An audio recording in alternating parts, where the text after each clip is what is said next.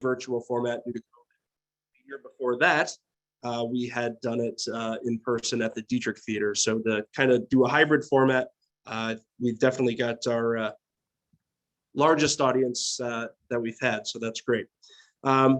Just wanted to let you know that we wanted to thank the Wyoming County Chamber of Commerce for helping us set up the Zoom meeting. It's going okay so far. So, and we'd also like to thank the Keystone Theater. They had a little bit of drama here last night too. So everything worked out, I guess. And here we are. So wanted to thank them for all their work. And I want to thank our speakers. First, we have Liz Feist. She is the Assistant Director of Arts and Education of NEPA with the Pennsylvania Council on the Arts. We also have Christine Dottore from the DCNR. She is our Regional Advisor at EMHR. Paul Macnoski, Regional Director with the Department of Community and Economic Development. We have Robin Cummings, our Executive Director of the Bradford County Tourism Promotion Agency. Jean Ruth, Executive Director of the Endless Mountains Visitors Bureau. Karen Arnold from the Keystone Historic Preservation Grant Manager for the Pennsylvania Historical and Museum Commission. We have Katie Pritchard. She is the Economic Development Program Manager for Northern Tier Regional Planning and Development Commission. She's going to be talking to you a little bit about their free grant writing assistance. And once again, I'll be talking about EMHR's partnership or mini grants program that we have coming up this spring. So without further ado, since we did get kind of a late start, I'm going to turn it over to Liz, and she's going to share her screen, and hopefully that's going to work for her presentation. So Liz, take it away. Thank you so much. Okay, great. I just shared my screen. We can see it. We can see it. You're good. Okay, wonderful. Thank you so much. So my name is Liz Feist, and I'm the Assistant Director at AIE NEPA. So that's Arts and Education Northeast PA. And this is our combined partnership map for arts and education and the Pennsylvania Partners in the Arts. So we have two programs that we work with, and I'll be going over both of those programs today. So we serve Lackawanna, Luzerne, Pike, Susquehanna, Wayne, and Wyoming counties. And we are Region 4, which is located in the upper right-hand corner of the map. And here is our contact information. I'll be giving this again at the end of the presentation, but just so you have it, you can go, anything I go over with you today, you could go to our website, aienepa.org, to find additional information on, and feel free to contact both Dr. Cullen or myself at any time, and we could give you additional information on all of our programming. So we are with AIE NEPA, and we are under the NEIU 19, and the NEIU is an educational service agency who serves as a link for the school districts and the Pennsylvania Department of Education. With AIE NEPA, we promote arts and education in Northeastern PA. We focus on arts learning. We provide school and community-based programs in the arts. We have professional development opportunities for educators.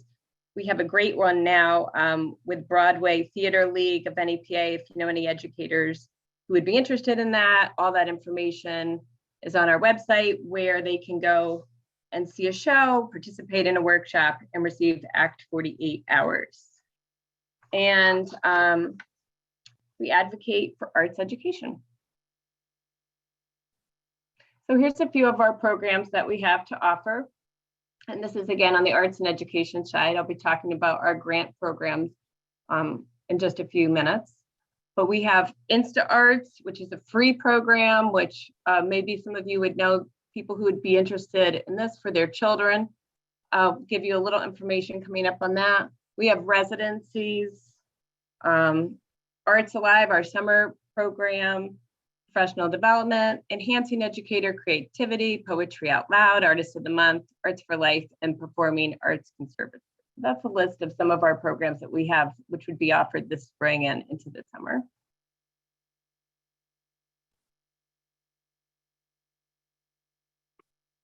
Yeah, it's not going forward.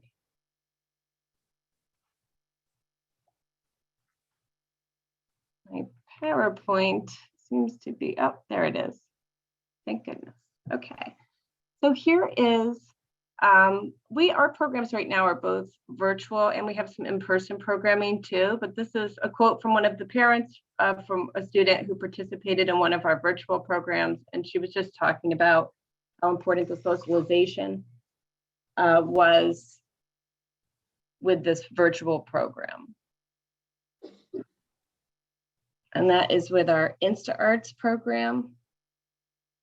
And InstaArts is free live classes with the Pennsylvania Council on the Arts rostered teaching artists and students grades 3 through 12. And this is really this incredible program that we're partnering with Philadelphia artists too, and our partner in Philadelphia. So there's visual arts, poetry, movement, music, theater, and the classes are 40 minutes. They're all free. So you would just go to our website and register if you knew any students who would be interested in this. And it's a different artist who rotate through, and they're live classes.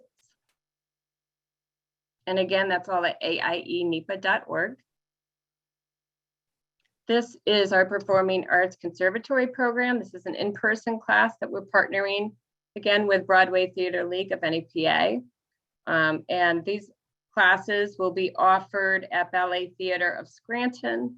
They are offered on Sundays, and it's just a variety of performing arts programming. And again, that is going to be coming up soon. So it's another program that we have 4th through 12th grade. Okay. And so we'll move in now and we'll talk about our Pennsylvania Partners in the Arts programming. So the Pennsylvania Partners in the Art is a PPA program. It's a partnership between local organizations and the Pennsylvania Council of the Arts. And today we're going to focus on 2 of these grant programs. And these could be for artists, art organizations, and creatives in general that can apply to both of these programs, depending on which one is the fit for them.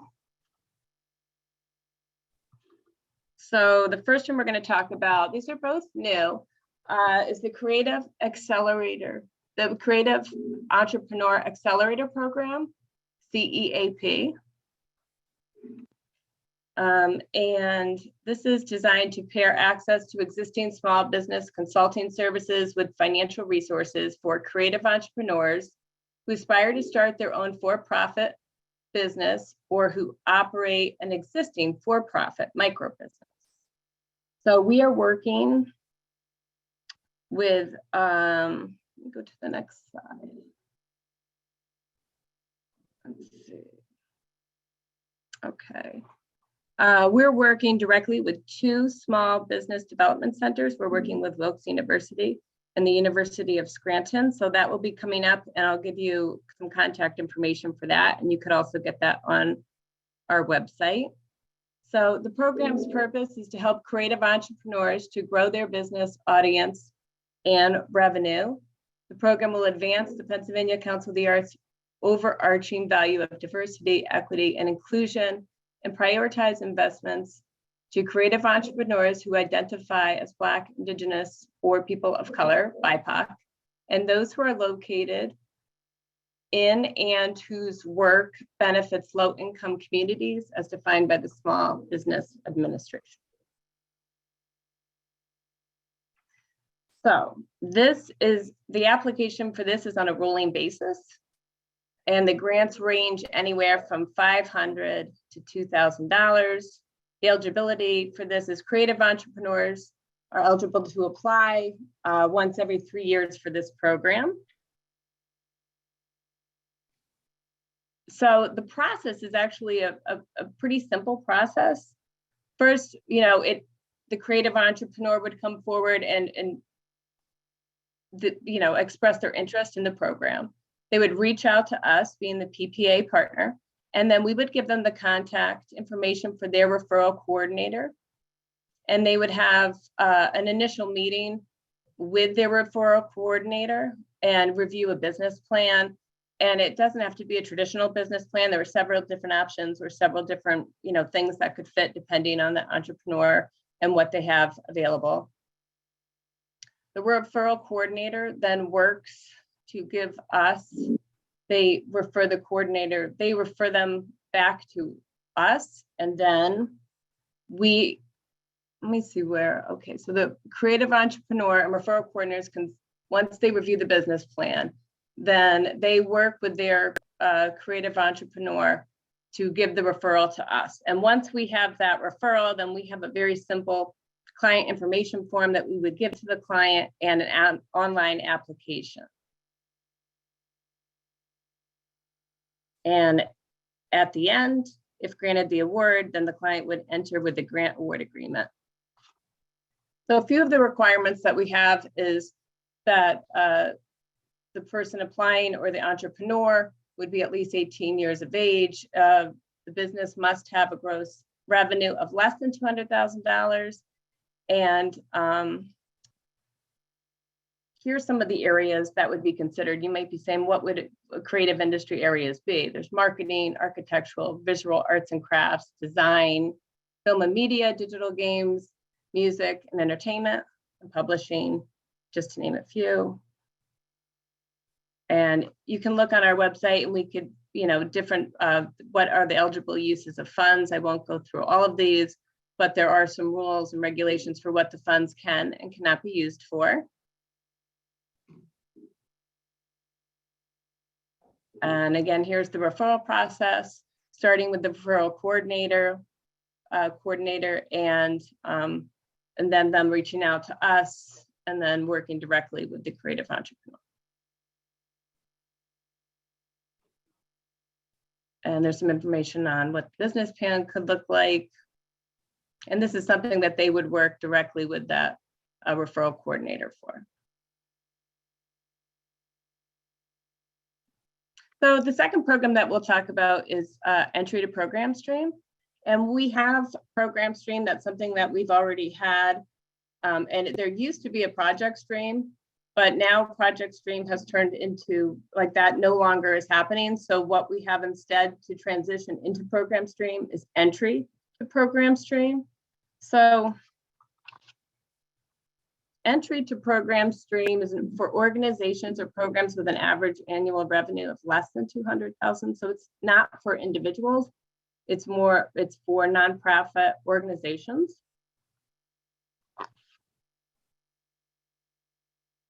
This is a review panel process. Grants can be up to $2,000, and you can find more details on our website.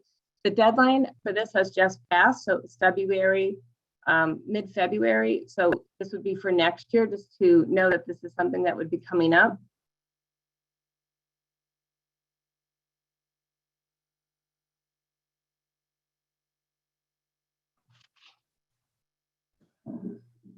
Sorry.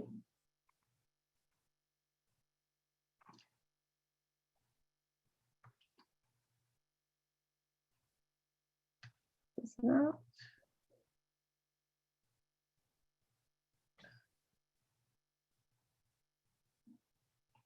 Okay, sorry about that. So eligibility for this program, you would have to be a nonprofit, tax exempt corporation, a unit of government or a school district providing arts programming.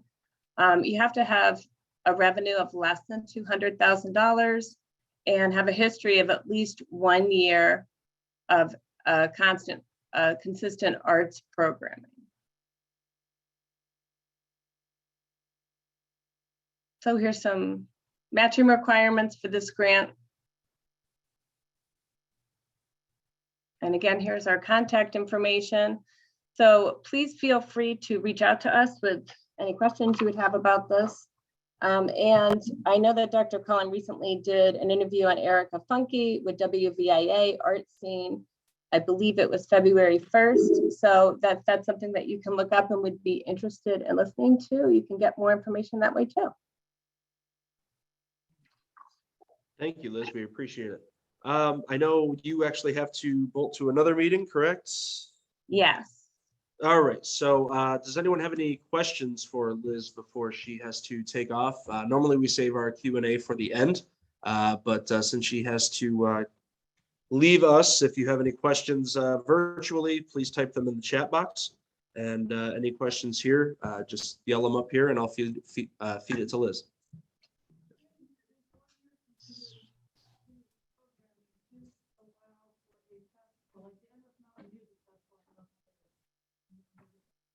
Uh-huh.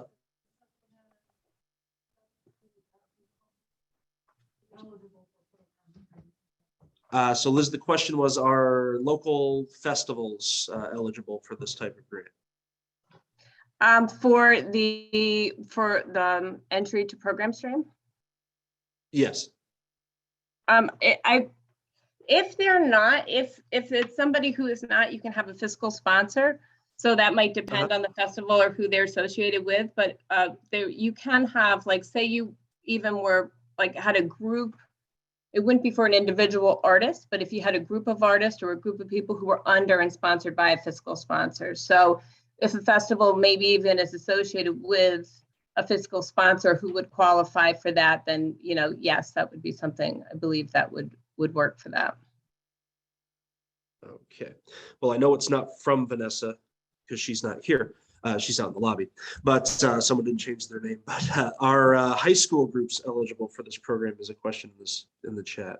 High school performing arts groups and clubs. Again, like it may be if they were part of an ongoing program, because like that it might, if they were housed under or their project was under an ongoing program, again, through a fiscal sponsor or a 501c3 organization.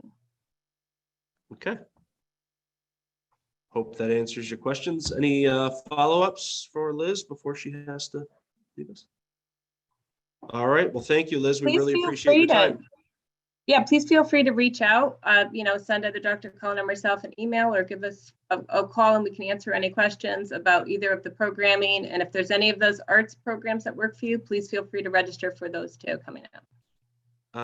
I do have one more question for Mary. It just says Black History Month with a question mark. I guess she means, is there any programs for that particular time of that Juneteenth arts events? I'm not sure. What is your question, Mary, though?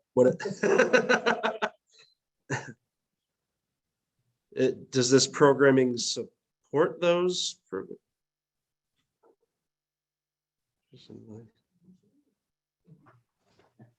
All right. I'm not sure what she means with their questions. Would the grant cover an event for Juneteenth? Okay. I think what the important part for entry to program stream is that something that's a continual program. So it's not one time, like not a project that's done once and then is complete. It's an ongoing project that is going to continue as a program. Okay. Very good. All right. Is there a different contact person for Region 3? Yes, when you go on, if you go on to the Pennsylvania Council on the Arts website, where you'd be able to find that map, all the contact information for all of the partners can be found there. Very good. All right. Thank you once again. We really appreciate you being here. All right. Thank you so much. All right. Take care. So next up, we have Christine Dettori from the DCNR, and she's going to be talking about the things they have going on. They have their huge C2P2 grant coming up that's going to be due in April. So yeah, all right. So all right, bring up your slide here. Here we go. And I think we actually have to share our screen first, believe it or not, even though they're the ones here. All right. Maybe.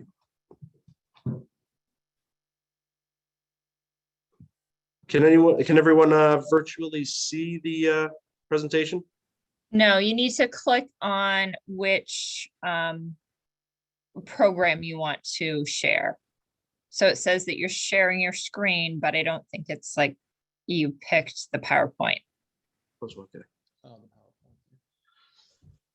Okay. It's not letting me.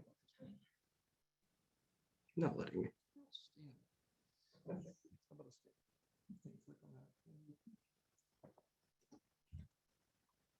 go. Let's see. Go for it.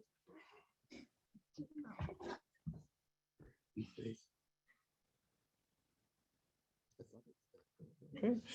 All right, so I'll go here, share screen. PowerPoint. Okay, now if you click on There we this go. guy here. Yep, just set it to full screen. Work with me here. Yep, set it to there. You Well, there we go. All right. Use this if you wish, going back. Use this or I can If use you that? want to, whichever you want to do. Can everybody see it? Oh, and they could Online? see me too? go. Yes, we can see it in, we can see all your notes though. So Uh-oh. Christine, you probably want to set it to like presenter view, right? So just, How's that? No? Yes. No. yes, nope, No. that's You good? perfect. No, I now, see. but now we got the presenter view here, so hold on. Oh, I'm sorry. That's okay.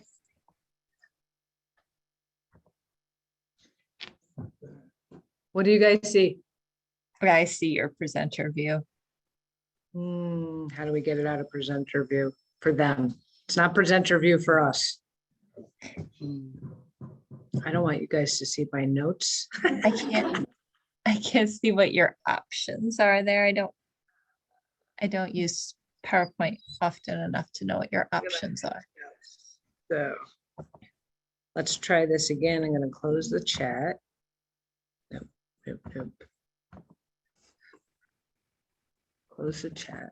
Right, use PowerPoint and everything, this fun stuff. Hold on. I have, hold on. On the share screen.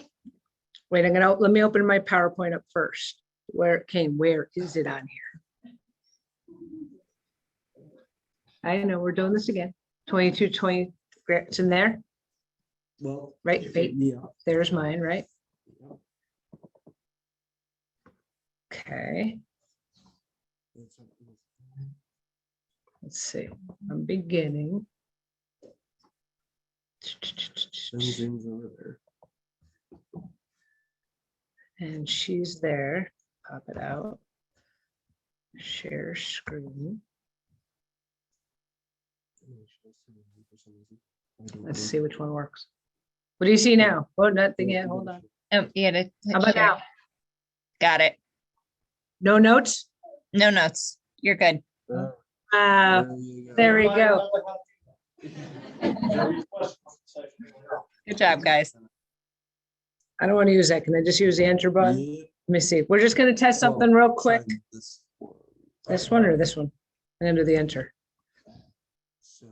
Wait. Did you just go through? My guy's not in the room. Try again later. Let me see now. That move? No, it's not moving. All right, you try where you're doing. Sorry, guys.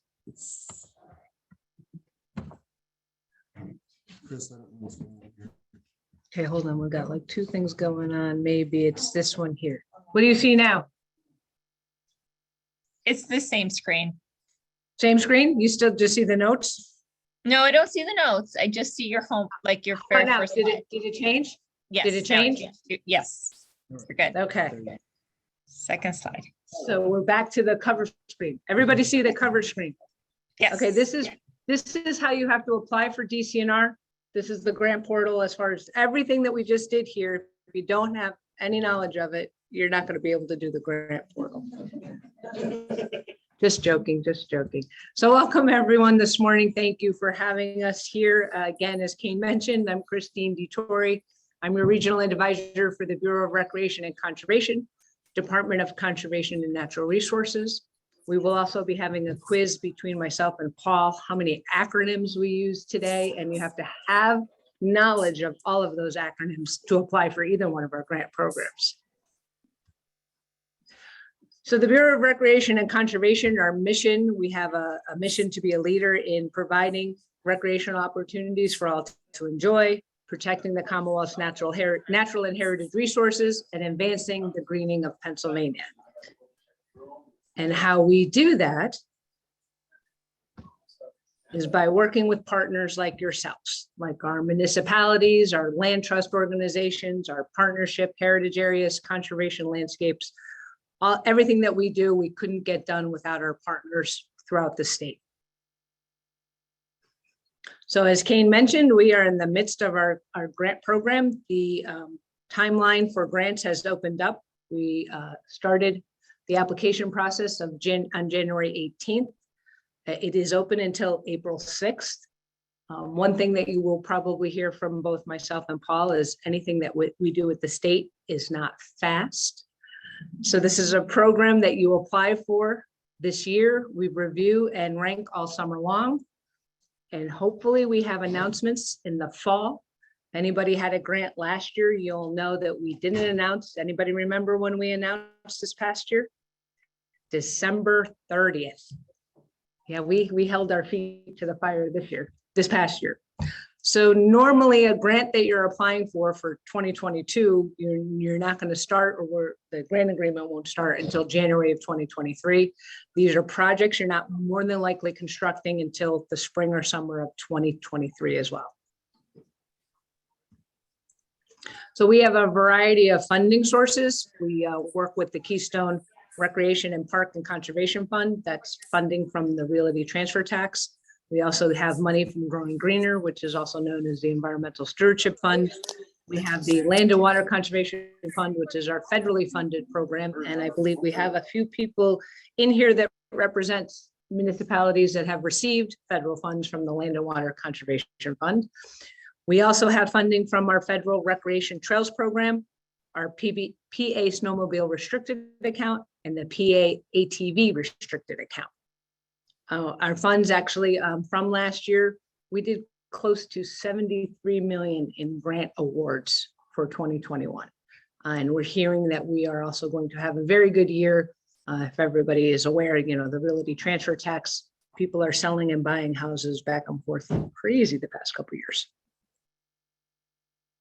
So we have priorities. Every year we look at our statewide comprehensive outdoor recreation plan, and we develop priorities to help us implement those recommendations. And again, we do that by working with our partners.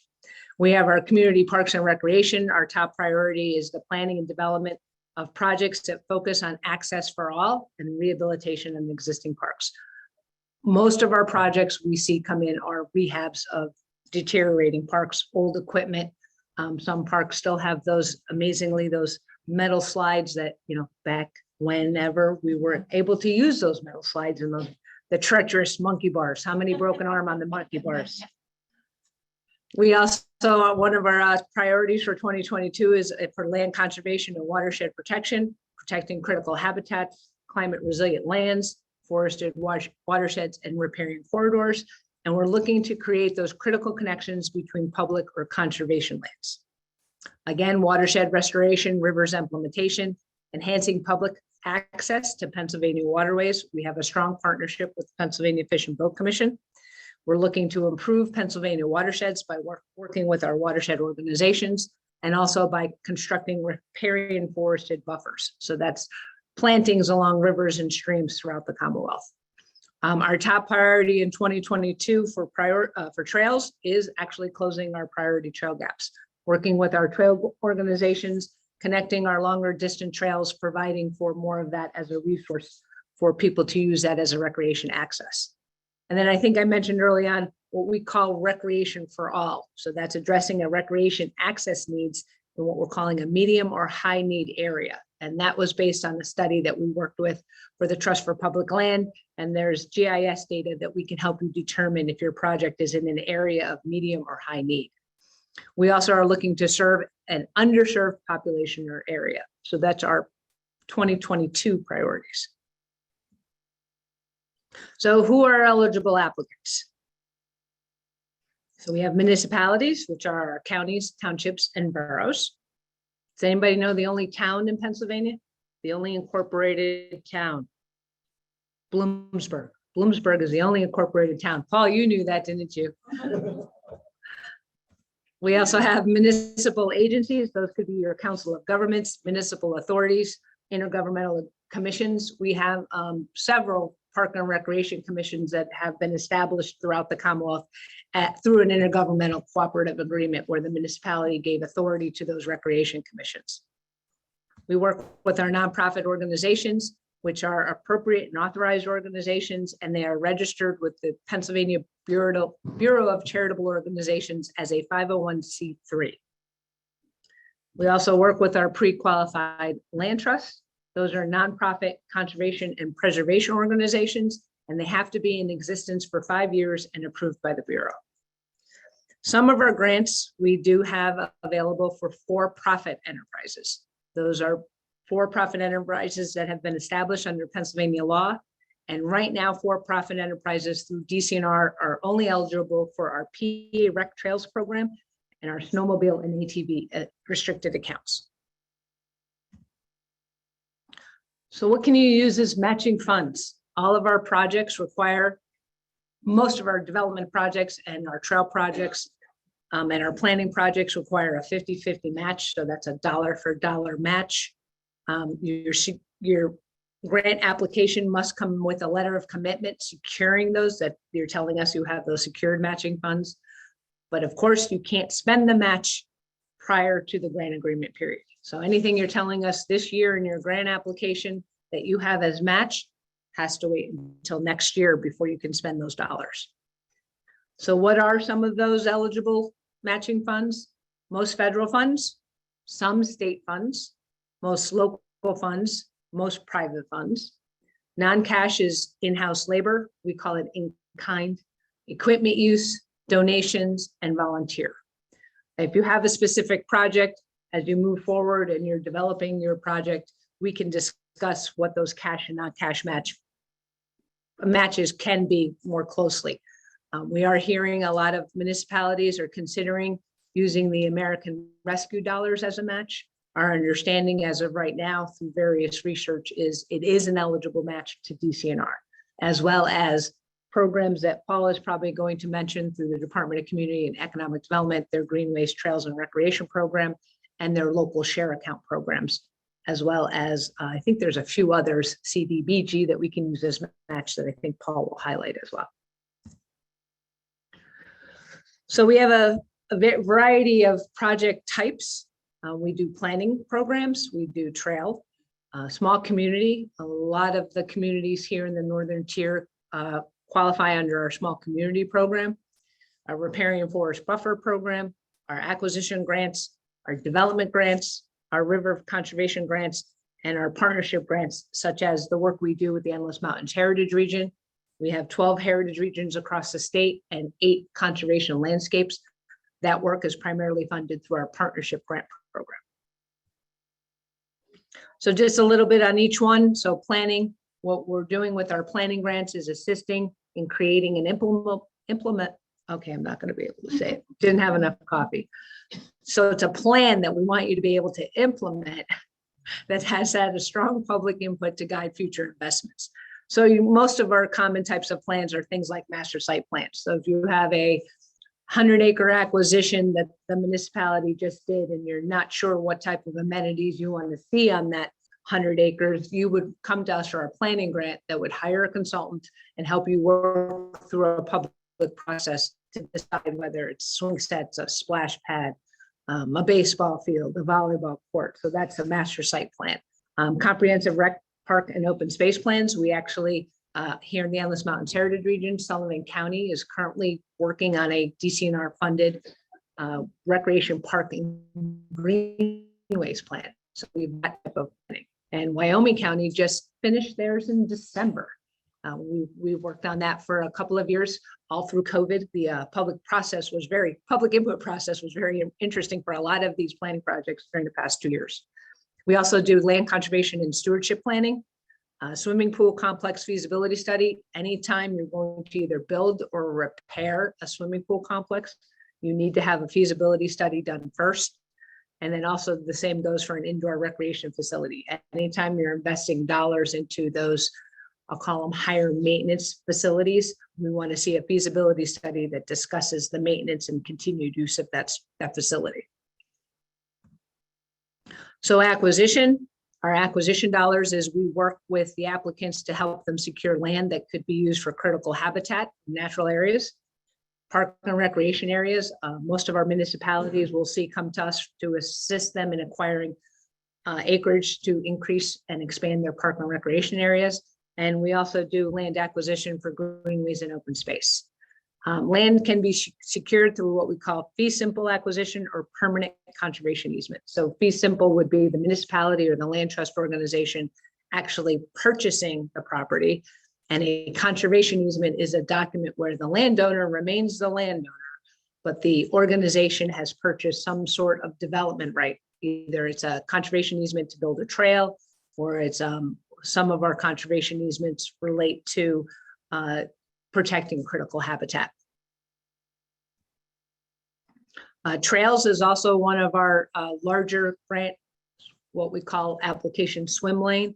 We have 3 different types of trail opportunities under trails: motorized, non-motorized, ATV, and snowmobile. Those types are very similar to the other projects. You can do trail planning, you can do trail acquisition, you can do trail development, we can do equipment purchase for some trail organizations, and educational programs.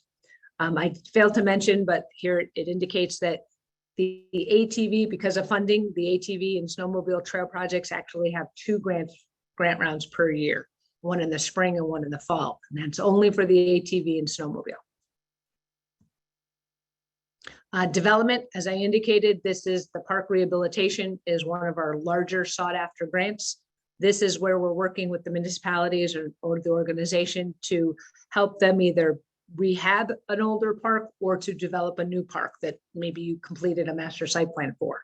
Looking at playgrounds, skate parks, sport fields, courts, rinks, swimming pools, splash pads. Splash pads have been really high on the radar screen. Also, we've had a high interest for, can anybody guess what type of court? A lot of people are pickleball. Everybody wants to play pickleball. If you haven't played it and everybody looks like you would be interested, it's really easy. It's like ping pong on a tennis court. It's really cool. We've also done pavilions and comfort stations and indoor recreational facilities. Probably if I asked everybody to raise your hand, how many in this have already received a grant from DCNR to rehab or build a new park? There's quite a few. And again, I mentioned our indoor recreation facilities. Our average grant requests range from 100,000 to 250. That's our grant request. So you would be looking at project costs ranging from 200,000 to 500,000 since it's a 50-50 match. We do have some flexibility in that grant range right now due to those funding streams being a little bit high. So if you have a project that you think you're above or somewhere in the middle, we definitely want to talk to you about that project. Our small community program, that's another one. It just gives a different type of funding mechanism for our smaller communities. Those are communities with populations of 5,000 people or less. Excuse me, not acres, people. We're looking at rehab and new development, playgrounds, pavilions, and improving that accessibility. The ADA accessibility information has actually, the things we used to do decades ago need to be improved. So a lot of municipalities are trying to improve their ADA access. These small community programs, the grant requires a smaller match commitment. So we have a range in between 50, 70, and 110. So you may fall in between there where I'll use an example, for a match of 20,000, you're able to obtain 30,000 from DCNR. So we give you a little bit more money within the small communities program. Rivers conservation. Our rivers program funds supports for water-based outdoor recreation, looking for those conservation planning, those water trail enhancements, watershed restoration, habitat improvement, really looking at those projects that will improve public access for fishing and boating facilities, and even viewshed access. We've been working really closely with Wysox Township on their park and improving their access to the Susquehanna River. We've also done repairing buffer installation. Another repairing forest buffers program is we're trying to install, repair, riparian forest buffers along waterways. The costs that are associated with that, such as landowner outreach, buffer design, site preparation and buffer installation, plant material and tree shelters, and actually maintenance of that buffer within 3 years after establishment is also eligible. And then lastly is our state and regional partnerships. As I indicated, these are our partnership grants that we work with organizations such as Endless Mountains Heritage Region. We have 12 of them across the state and our 8 conservation landscapes as well. We look at projects that will convene, educate, and provide training opportunities. We also do special purpose planning. We do implementation projects. And then the way Kane is going to be talking about EMHR's grant program, it's funded through our partnership program. So we're able to take another opportunity to have a smaller program that allows us to do a little bit different projects through our partnership program. We also do capacity building through what we call our peer and circuit rider. And that's when you're looking to hire a park director, or you're looking for a specific issue that the regional park department is having, and we need to bring in a peer, which is someone that might be familiar with that process. We've also funded just recently through the Pennsylvania Environmental Council, through one of our conservation landscapes, Forest City and Susquehanna County went through what we called our outdoor town process through a peer process. So it was an interesting process to go through to work with the community to develop its outdoor recreational assets. So just to review again real quick, the grant round is open. The application deadline for submission to the grant portal is April 6th at 4 p.m. The biggest thing is contacting your regional advisor. So for this 4-county region, I am your regional advisor.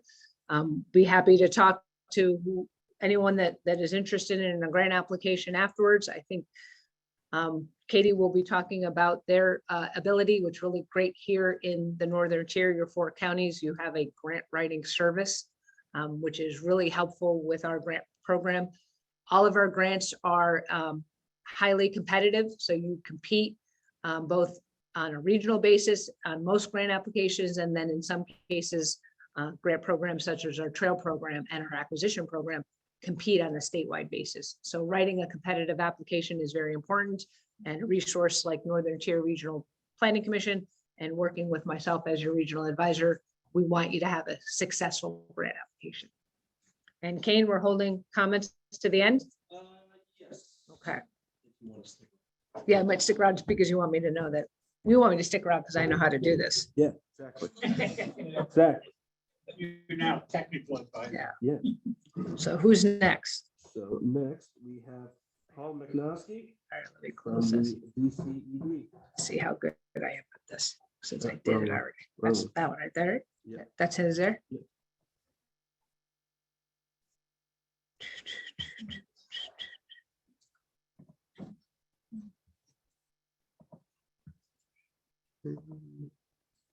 Wait, let's open it first. You just shared my desktop. Stop share now. Yeah. Stop share. Hit share. And then pull up the screen.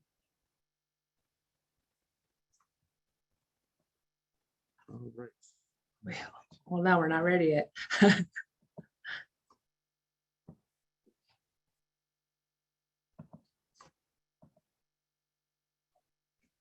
What do they see? What do you All see right. virtually? We see the PowerPoint, but not this, No- like. no the notes? Side. No, we, What's that? we see all the slides on the side. Like, I think we see your Oh. desktop, not your screen. If your screen there is set up as a dual monitor, just select screen 2. If that makes sense, when you screen share. Hold on. Nope, now I see your notes. Okay. Now what do you see? I see you. You're Well, not screen sharing. Not necessarily a, Thank you so much. Oh, great. Thank you, Kane. Christine, thank you for your technical support. I appreciate that. Again, as in past, I'm after Christine and We're a little more dry at DCD. We have a lot more programs. We don't have the nice pictures and colors, but I hope you'll just humor me and deal with the amount of color that we have here. We do have a little bit more money. We administer over $1 billion in both state, federal fee monies that is distributed throughout the Commonwealth. So we have a lot of programs. I don't delve in too deeply into many of them because it would take quite longer than 15 minutes. But any particular questions on any of the programs we have, I'd be happy to talk a little bit more about any specifics. My name is Paul McNoskey. I'm the Regional Director of the Department of Community and Economic Development. I serve 13 counties from Tioga down to Schuylkill County and over to Columbia and Montour. So I have quite a broad area to cover. What we like to talk about within the bulk of our programming is critical parts that you need to do that's sort of consistent in all our grant programs. This is with any kind of grant you're doing is generally a consistent theme is to make sure that you have some planning done. Have an idea of what it is you're looking for, know what the particular grant is. It doesn't necessarily mean that it's project specific. It could be part of a strategic plan. Some of our programs require strategic plans to be part of the application. And then obviously there are specific grants that have project plans that are required, as Christine showed in her the park plan. Okay, if you're building a park, we probably want to know what it's going to look like, or to some extent where that money is going to be spent. It does help define the need and gives us a little bit more understanding that you've done some of the work to encourage a broader support in the community. Basic funding types, I'll skip through this. Most of us know there are grants, tax credits, loans, loan guarantees, and bonds. We're talking about mostly grants here, money you don't have to pay back, but also tax credit programs fit some of the particular things that we're doing in the communities as well. Grants are pretty, again, I'm going to skip quickly through here to try and make up some time. Tax credits, and I apologize, I can't quite see where I am in here. I have to look up there. So see where I am. The grant tax credit basics are for nonprofit companies to make contributions to nonprofit entities where we apply tax credits to their obligations and in turn for their funding projects. Organizations get the money, they spend it, and then the businesses take that tax credit when they apply when they file their taxes. Businesses receive those percentage of the money they contribute, they get in credits. That's variable by program. And then the credits can be used over a period of time. So it does give some flexibility for businesses when you're looking to solicit businesses for programs that might be tax credit programs. And it's always, eligibility is always determined by the particular program we're dealing with here. So important part of any of our programs are the guidelines. It's like the Bible of any grant that you're applying for. It really lays out the specifics, what requirements are there, all the specific eligibilities, how the money can be used, but also in the application, the structure of the application, what it needs to look, what it's supposed to look like, what our program people are looking for.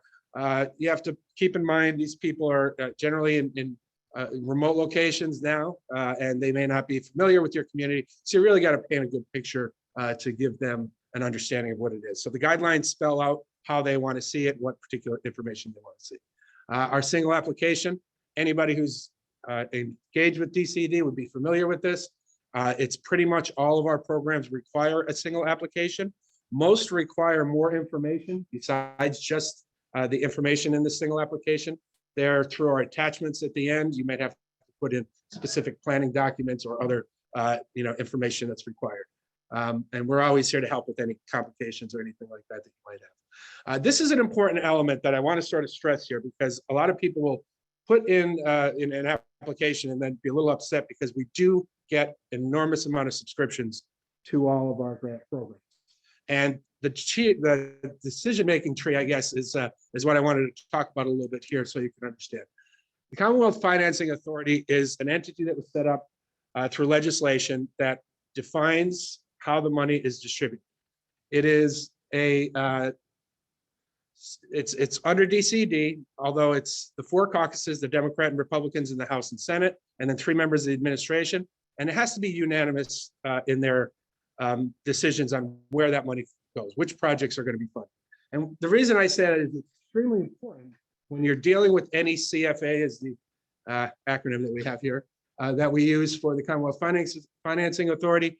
You really want to have the support of your local legislators. So your senator and your representative, it's critical that they are familiar and support your project. So I always say that's a great place to go after we have our discussions about the project. Some of the programs under the CFA, we have the Act 13, which is a group of programs that are available through the Marcellus Shale Legacy Fund. And some of the other CFA ones, most of these you'd be familiar probably with the multimodal, which is where that's a broad-based transportation funding, but it also funds community redevelopment projects as well. The pipeline investment program has been used in this region in Athens and Tunkhannock, most recently, I believe, are the last 2 we had up here, but that's part of the CFA as well.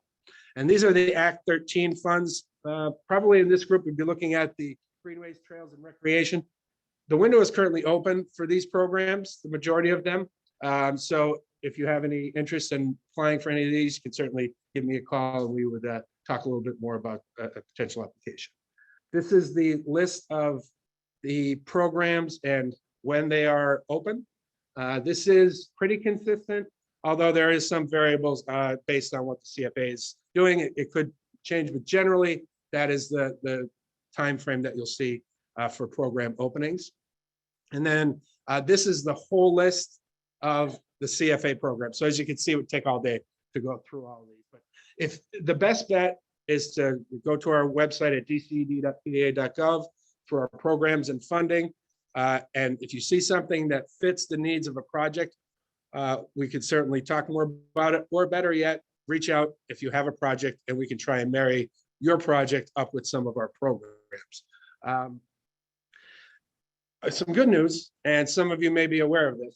The LSA is also a CFA program. It goes through the Commonwealth Financing Authority, but the local share account is the gaming money that's been around for quite some time in the Commonwealth, but it hasn't been open to every county.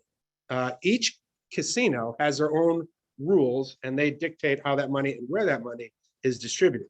As part of the most recent changes to the gaming laws, they expanded gaming, and with that expansion came our statewide LSA. It just opened this month. It closes in March. I believe March 15th is the date it closes. And we're expecting over $100 million into this particular program.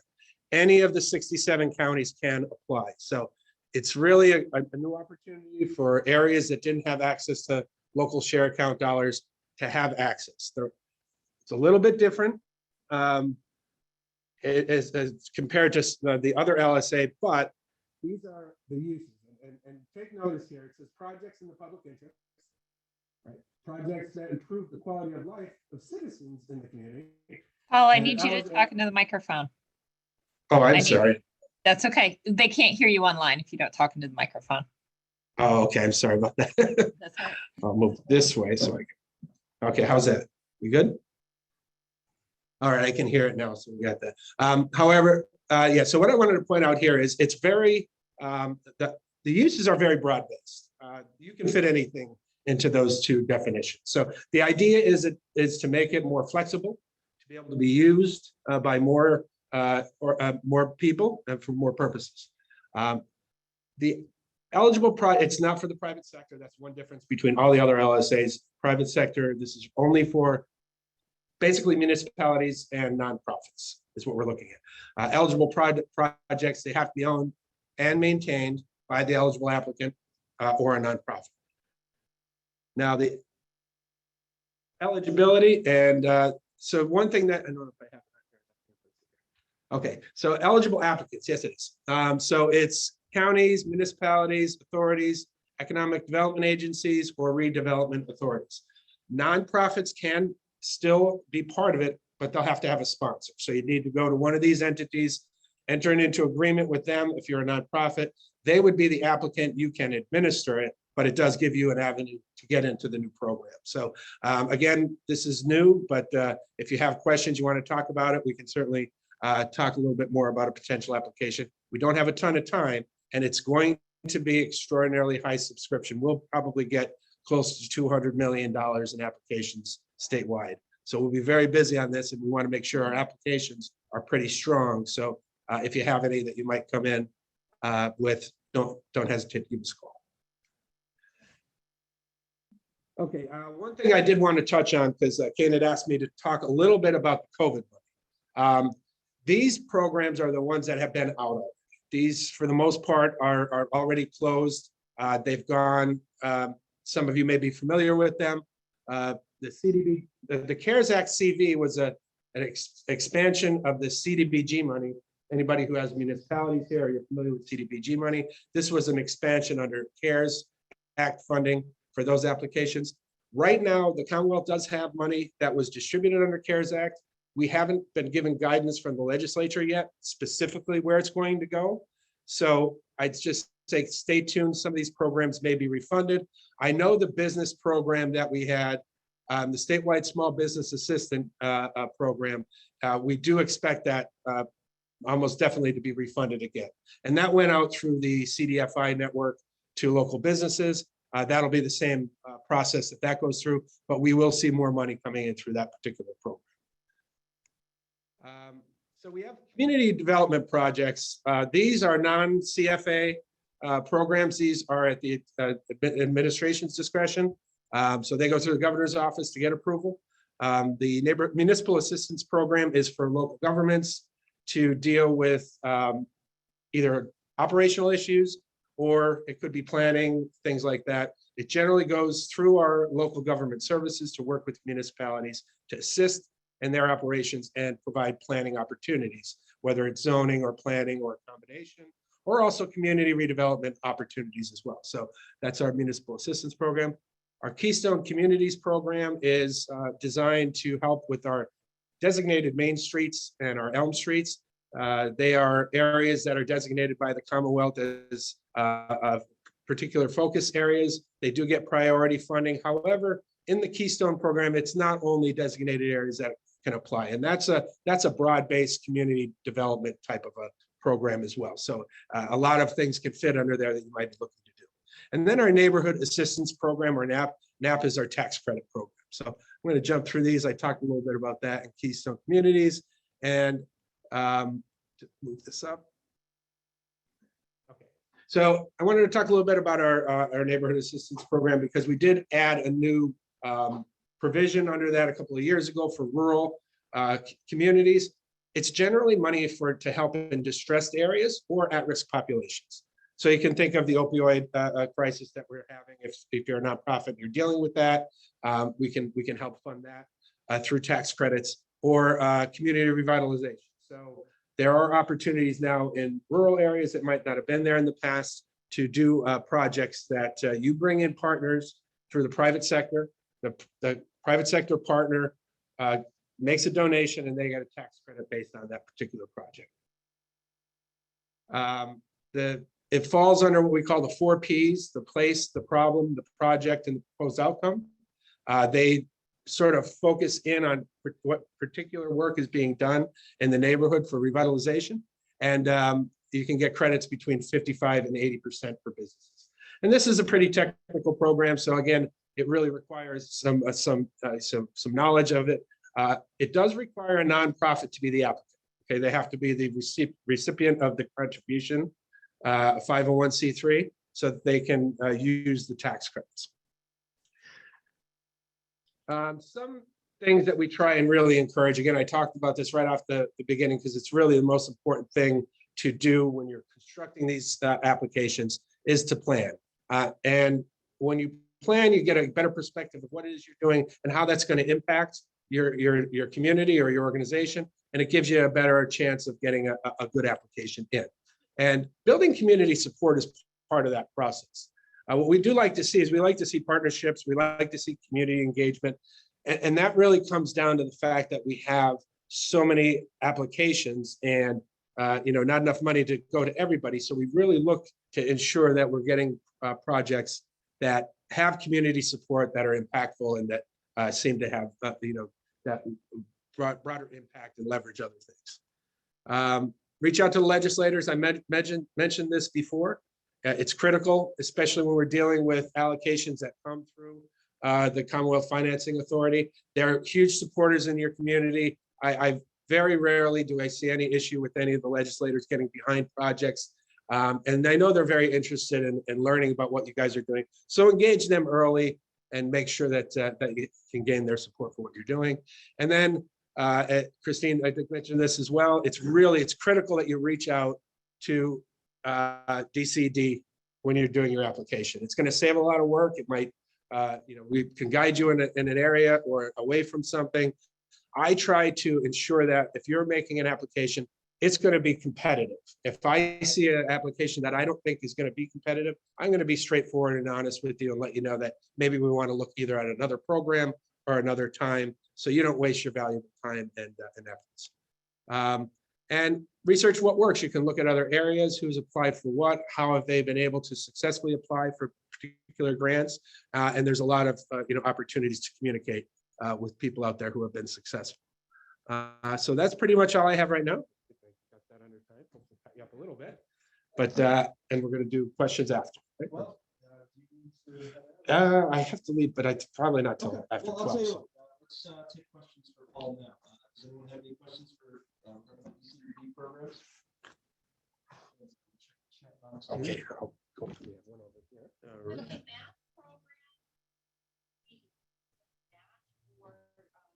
Plans from the Army Corps of Engineers.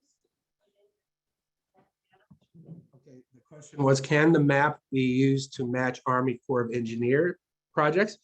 You'd have to check with the Corps of Engineers, but I would say most likely, because one is federal and one is state. The general rule of thumb is I'm sorry, I want to make sure they can hear. The general rule of thumb is that if you have general tax revenue, general fund revenue, you're not going to be able to match that with other state programs.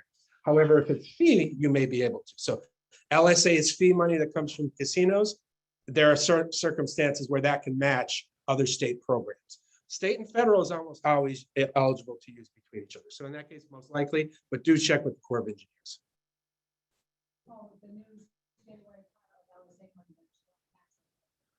I do not believe there is a match requirement on the new LSA. That is correct at this point in time. Most, by the way, do require match. Most of our programs do, but at this point, I do not believe we're going to require a match on. Is that okay? So was there any questions from our virtual attendees in the chat box? All right, thank you, Paul. We appreciate it.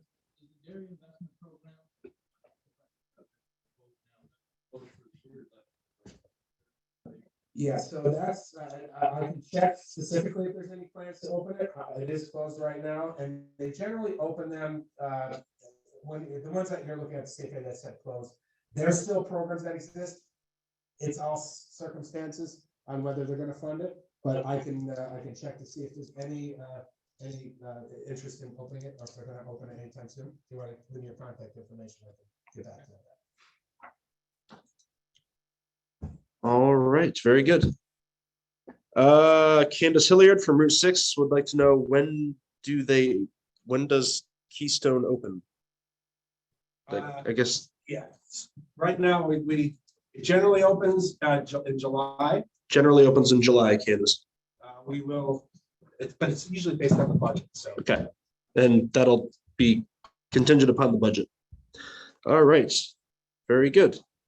Next, we have Robin Cummings from the Bradford County Tourism Promotion Agency, and she is going to be talking about the room tax program. So Robin, come up here and take it away.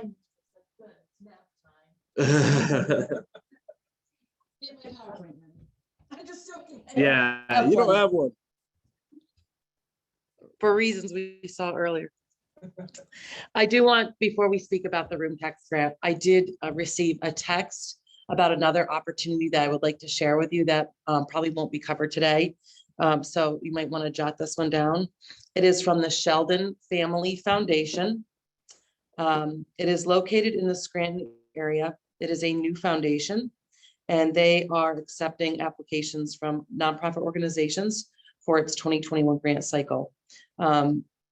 They will award grant funding to nonprofit organizations that follow and focus in specific areas, including the arts, natural resources and conservation, parks and open spaces, animal welfare and protection, libraries and historical societies. You must be a 501c3 nonprofit serving in a number of communities that are located in the Scranton area, but it does include Bradford County as well. So that is the Sheldon Family Foundation. That's something new.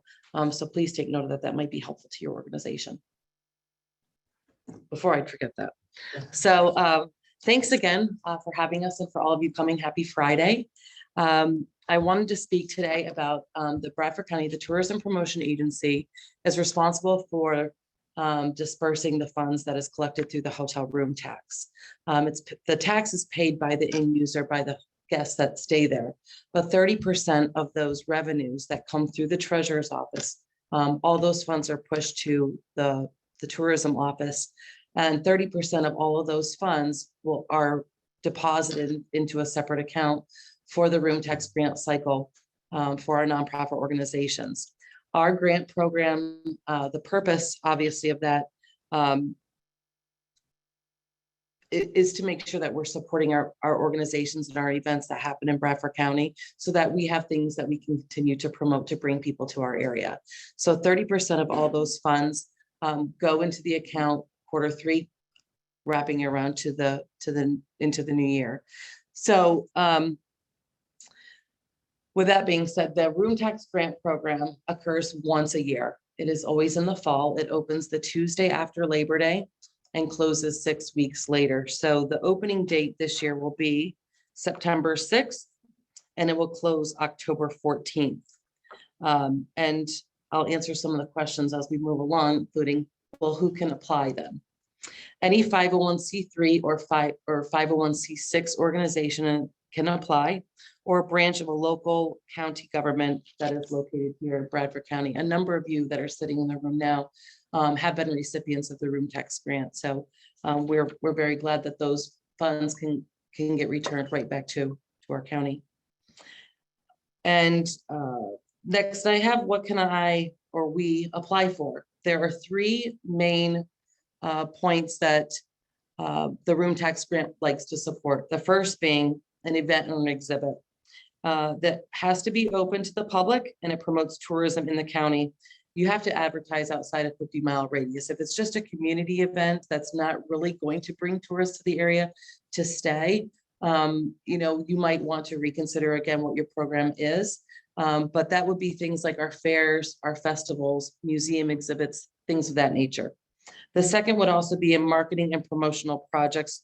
And this would be where the project directly correlates to increase in tourism in the county, such as brochures, guides, enhancing your website, things of that nature. And then the third would be in wayfinding aids and helping to develop maps, proper signage, and wayfinding aids to the guests and visitors that would visit our area. So what's included in that application? It's really interesting. I try to always explain to organizations when they call and ask me questions that I kind of look at it 2 different ways. When we are audited financially, our auditors care about, did you give to bona fide organizations that submitted a full application? And our committee looks at that as a checklist. Are we giving money where we can give it? But they care about the meat of the project. So the first thing would be, you have to make sure you have a 501c3 or C6 designation letter. If the designation letter is not included, that's an immediate thing. We can't even move forward with the application if the initial foundation pieces are not included. You have to have audited financials from within the past 2 years or your IRS Form 990. Applying organizations must include their annual budget and an itemized budget for the current project that they're looking at.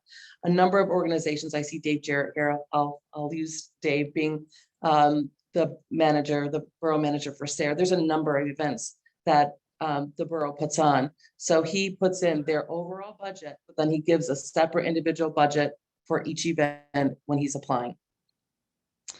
You also a marketing or an advertising plan.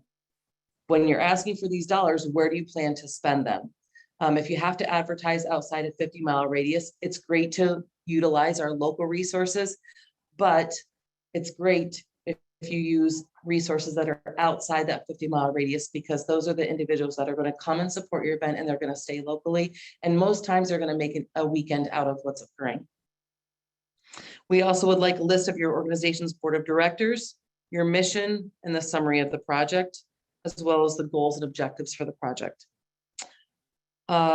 Naturally, when you're awarded money, we want to know, how is it going to be managed and how are the results going to be measured?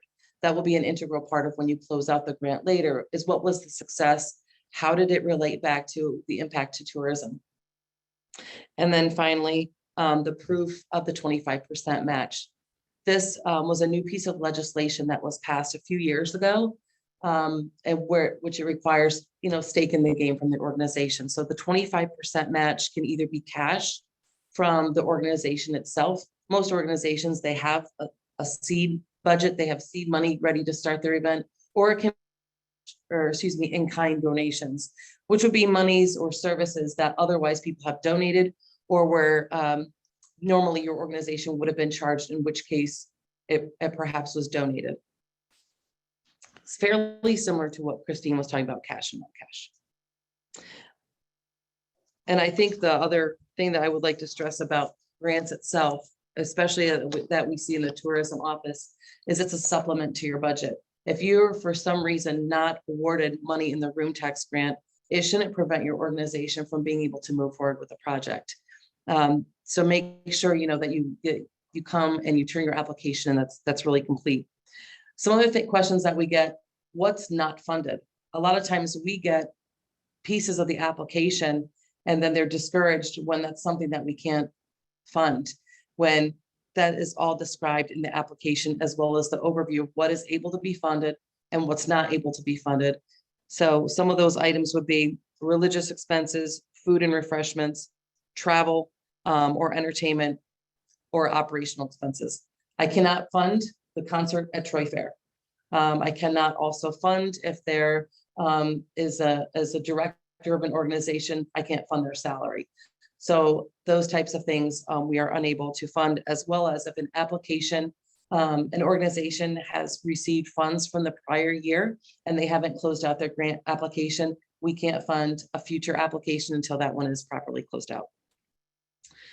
So everything that I have shared with you is all available through the application. It's also available in the overview, which becomes available on our website in the fall at visitbradfordcounty.com. And the review process is reviewed by a 5-person committee on the Tourism Promotion Agency Board, Kane being one of them. The nice thing about that is their review sheet is the exact same sheet that is derived right from the application. So if I'm asking you for this list of items, it's the same list that they're checking for. It's the same list that our auditors get when they come and say, okay, I need to see the grant applications that you awarded from Sarah Borough, from Wyalusing Chamber, you gave them money, let me see their application. And all they're looking for is that checklist. What the committee cares about, again, is the information that's included there, what you intend to do with the money and the impact it's going to have to our area. So a few tips that we've seen that will help with your application. Start your application early. You have 6 weeks to do it, but there's a big difference when the committee gets those applications. You can tell who has filled the application out right at the end and who's taken time to really make the connection back to tourism. Make sure all the elements are there within the submitted packet. Check the checklist. There is a checklist there. Once you get it completed, check it off. Follow the instructions. It specifically says 5 unbound copies. I don't need 4. I have 5 review members. I need 5 copies. Be aware of the deadline. The deadline is specific. It creates the level playing field, and it allows me to get those applications processed and out to our grant review committee. So the deadline has to be either your application has to be either postmarked by the deadline or dropped off at the office or submitted in hand. And also brag about your organization. I have 5 committee members that all represent Bradford County from different parts of the county. they don't know your organization. These are competitive grant funds. Most applications and most grant programs, as you all know, there's a greater need than what's available. So this is your opportunity to brag about your organization and make it known to what the committee is about what you're wanting to do. Connect with partnerships in the area. Use your hotels. If you're utilizing hotels to help bring people to the area, include that in your application. It makes a difference. And then ask questions or seek help with free grant writers in your area. A lot of times people say we're going to apply for a grant and they get freaked out because there's a lot to writing a grant. Most times they think. So and not everyone's experienced in doing that. But I think Katie will speak to you later this afternoon. There are tremendous resources in the county that will help you write the grant and make sure it's a complete grant. Or if you write it, there are other people that will be able to help look it over to make sure it is complete so you're confident submitting that. The final thing I will say is connect your grant to the funding source. And that's, I think, for any grant. If this is coming from room tax dollars from a tourism organization, and you make no mention of the impact of tourism, then that may impact how the committee reviews the application. But once again, I'm not a voting member of that committee. So when that room tax opens, I'm happy to answer any questions. I certainly can't write the grant for you, but I'm available to answer any questions, offer examples and pieces of other successful applications as you move your grant through the process and before you submit it. Once it's submitted, there's really nothing I can do after that. But prior to, certainly I'm able to help you with those applications and any questions that you have. I feel, and there's some of you in the room that have received them, Amy and Kelly and Rhonda, the process really isn't that hard. If you follow just the checklist, you'll submit a complete application and we'll help you find the pieces that might be missing or help you add more impact and more breadth to your application. So it's a stronger piece of competitive literature coming forward. So but other than that, I think we try to keep it really simple and the goal is to give you the money. So help us do that by giving us a great application and we try to keep it really smooth. We don't want to overwhelm you. So we want this process to be quick, easy, and smooth. So questions, I'm happy to answer at the end, but also make sure that you check us out in the fall. It'll be the application and the overview will go onto our website at visitbradfordcounty.com. But feel free in the meantime, if you have questions, to give the office a call at 265-TOUR or BC Tourism at bradfordco.org. But I'll take any questions after if there are. Thank you so much. See, easy, right? So up next, Jean is going to talk about the room tax grant program for the other 3 counties we serve. She is with the executive director of the Endless Mountain Visitors Bureau, and she's going to share her screen. I'm going to get the chat off the screen here. There we go. Take it away, Jean. Jean, before you get started, I did have a question come to me in the chat. Who handles the Lackawanna County room tax grants? I would assume that would be their Lackawanna County Tourism, but I didn't want to assume. Jean, you may be muted. I can't hear you. I can answer that. Well, I don't think that Lackawanna County has a grant program. It is not something that we, each county is required to have. Okay. So they probably do not. Okay. Okay, great. If they do have a grant program, whether or not you can contact their visitors bureau, Lackawanna County Visitors Bureau, and ask them, they may have some money that is available. I would also contact NEPA Alliance. If you're in Lackawanna County, they would be familiar too with grant programs and other funding that may help. And then I had one more just comment come directly to me in the chat. It's more of a comment for the speakers who are there, but just in general, so everyone knows, there is a live audience at the theater in Towanda, and there is a virtual audience. So people are asking why the speakers that are there in the theater are not looking at the camera, and it's because they're looking at the live audience. So again, just keep in mind that we are doing a hybrid event today, and that does pose some different challenges that you may not be used to. So there is a live in-person audience at the theater, and there's a virtual audience online. Thank you. That's all from me. Take it away, Jean. Kane, can you see the presentation there at the theater? You sure can. Thanks, Chief. Okay. Hi, I'm Jean Ruff. I'm the Executive Director with the Endless Mountain Visitors Bureau. So what, very similar, our program is very similar to what Robin had stated. I cover Sullivan County, Susquehanna County, and Wyoming County.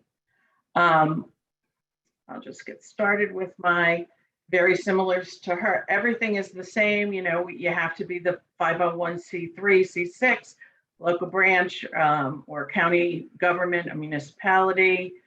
So one thing is that was said that you must have an audited financial report or a 990. Some organizations are too small. Their finances might only be about $50,000 or under $25,000 for the entire year. If that's your case, we do accept a financial report. We do get financial reports that might come from QuickBooks or something like that, and that is acceptable for us.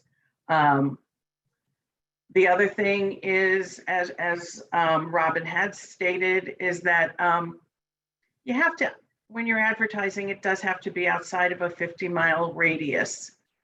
Our application dates and information is just a little bit different. Our grant applications go up on our website, usually June 1st. Our due date is the same date every year. It's September 25th. If emailing, you still have to send us a hard copy with the backup documentation. We're looking for you have to submit 5 copies of the grant application, but only 1 copy of the backup information. Grant award letters and contracts are mailed out. In here it says mid-December. It's been more like January due to COVID these past couple of years. Hopefully we can get back to the mid-December. Our checks, signed contracts, and final report information is usually mailed out sometime in January. Once we get that back from you, we send out the checks. Final reports are due January 31st of the following year. One of the things that Robin had talked about is who determines who gets the money. Since we cover 3 counties, what our responsibility is as the Visitors Bureau is that when these grant applications come in, you have all the correct documentation. We look over it and make sure that it is in line with the legislation. So these funds are legislatively dictated. And as a Visitors Bureau, that's our only responsibility. In the past, we've had some grants that maybe the entire grant isn't eligible, but bits and pieces are. We will then, you know, change the request amount to what is acceptable, and the grants, copies of the grants, and the cover sheet that has all of the grant amounts that we approved then goes out to each county.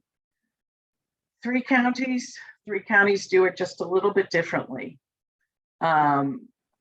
Typically, it's a room tax committee that would be deciding in each county who gets funded and how much funding there is. We do not determine any funding amounts. That is all left up to the individual counties. If you have any questions about who determines it for a specific county, you can ask me. I'm not going to go over that right now, but anyway, general conditions are very much the same as Robin, you know, spoke about.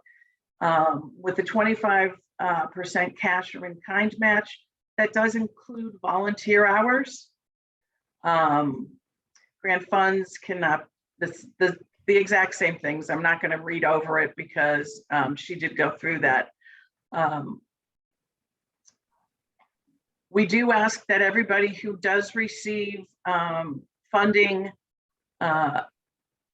lists their event or their information on our website. They do have to, if it's a promotional campaign, brochures, anything like that, ads that you're putting in papers, it does have to have a specific information on it. It does have to say funded in part by whatever county it was, room tax fund, and the Endless Mountain Visitors Bureau. Let's continue. Special event has to be open to the public. It's very, I'm not going to read over. I did do the slides. This will be available as a handout. The one thing when we say it's available for exhibits or events, an exhibit, some of the types of exhibits that we have given money to, it could be a mural. It could be exhibit cases or something like that at a museum. Any types of things like that can come under the heading of exhibit. The majority of our grants are going out for marketing and promotional projects, for events, for organizations and things like that. The bottom line for all room tax grants is to get heads and beds. Get people to come to our area, stay at our hotels, spend money locally. We do have one other category that we will provide funding for, and that's historical preservation. It does go over that. Just as we said before, it does have to be a nonprofit. So for-profit businesses cannot ask for this type of funding. Wayfinding aids, different projects that we've accepted as wayfinding. Wayfinding is basically directional signage. We've done trail markers. We've done funding for PennDOT signs, interpretive signage, anything like that would be eligible. The other thing that I do want to say too, if you're not a 501c3 or C6, you can always look for a sponsoring agency. Up in Susquehanna County, we have an incredible event that is a weekend long event, which is an artist open studio weekend. It's always Columbus Day weekend. They partner with a local organization to get the funding to help promote this. This event is not a huge fundraiser. It's to get people to really, come to the area, and people do come to the area for it and travel throughout the area. So if you have any questions about that or are looking for something or someone to sponsor it, give me a call and I can help you with those types of things, and we can talk over what the project is.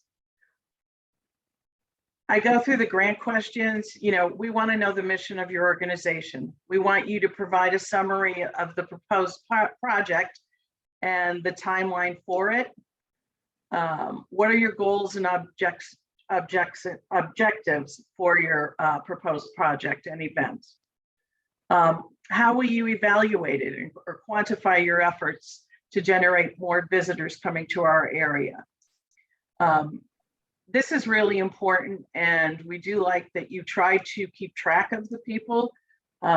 We've had people keep track of, they're selling tickets online, so they give us a list of zip codes from outside of our area.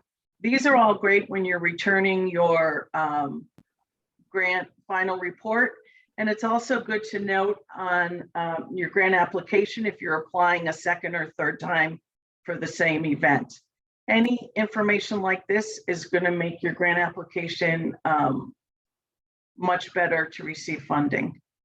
Identify your cash or in-kind match.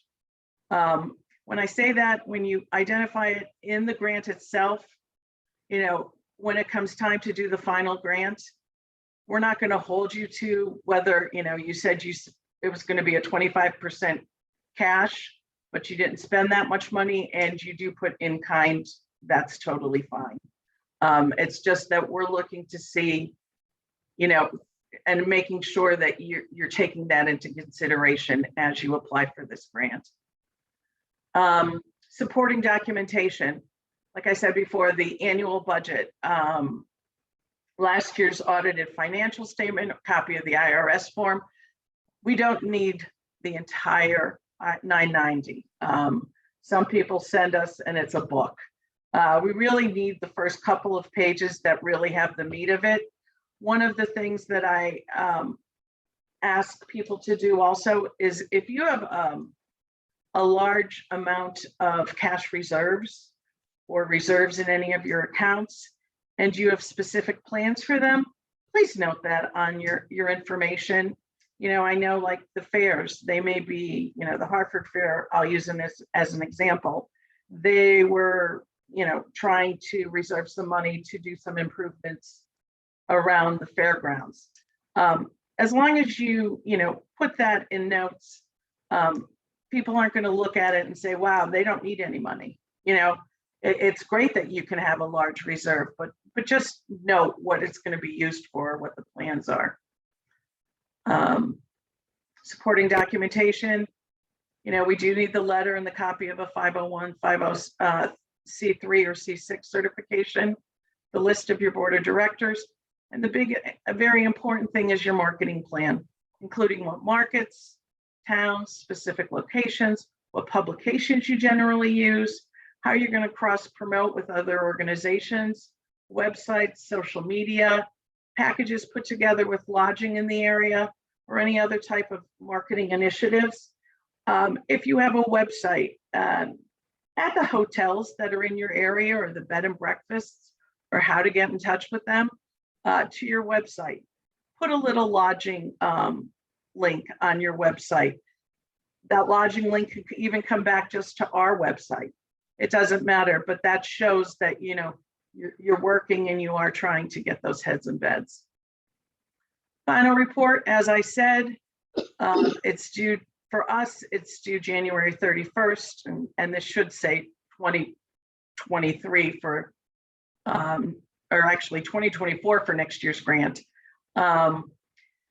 We need copies of the invoices with the check number and the date paid on it. We need copies of the promotional materials, rack cards, brochures, posters. If you're doing a radio or a TV ad, either the video can be emailed to us, or you can just put what your wording is, and you can have that printed out for us. Do a brief narrative of the event, include the attendance numbers, website, social media numbers, zip codes of attendees if collected. Any questions?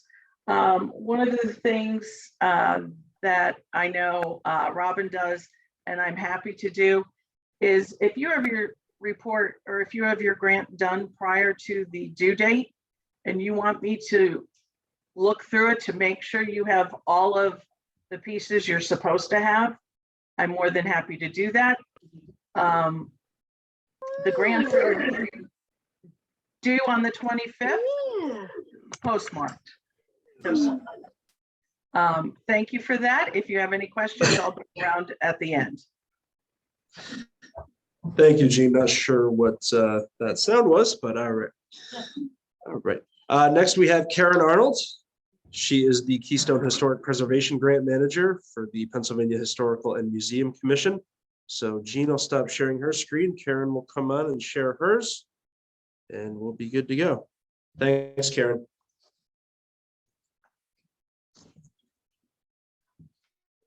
You may have to unmute yourself. I'm not sure. There, that better? Can you see my screen though? Better? Okay, Sure wonderful. can.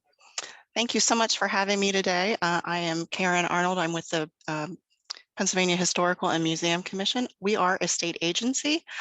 So much like our earlier presentation presenters, a lot of our program information mirrors those as well, just because it's a state program as well. So I wanted to talk a little bit about our program.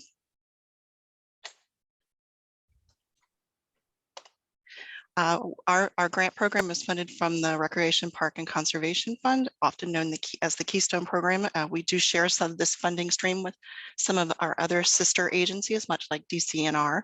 Our share of our program is used to not only improve capital improvements at our own state-owned museums, but we do offer public grants. And in our 28 years of programs, we've been able to support 904 public grants, totaling over $45 million of investments. And I've tried to include a lot of our pictures from projects in this Inland Mountains region, so some of our past projects may look familiar to you. Our allocation, as I said, comes from the Keystone Grant. Our next year's allocation, or this fiscal year's allocation, is actually $2.5 million. And our grant program has two categories of support. Obviously, construction projects, our capital projects at historic sites, and then planning our pre-development projects that are also at historic sites as well. There's a familiar project. Our normal applicants, of course, are 501c3 organizations. We do make exceptions occasionally for 501c4s and other entities organized with as charitable organizations, and of course, public agencies that own or support publicly accessible historic properties. Our typical grantees, of course, are colleges and universities, historic preservation organizations, historical societies and museums.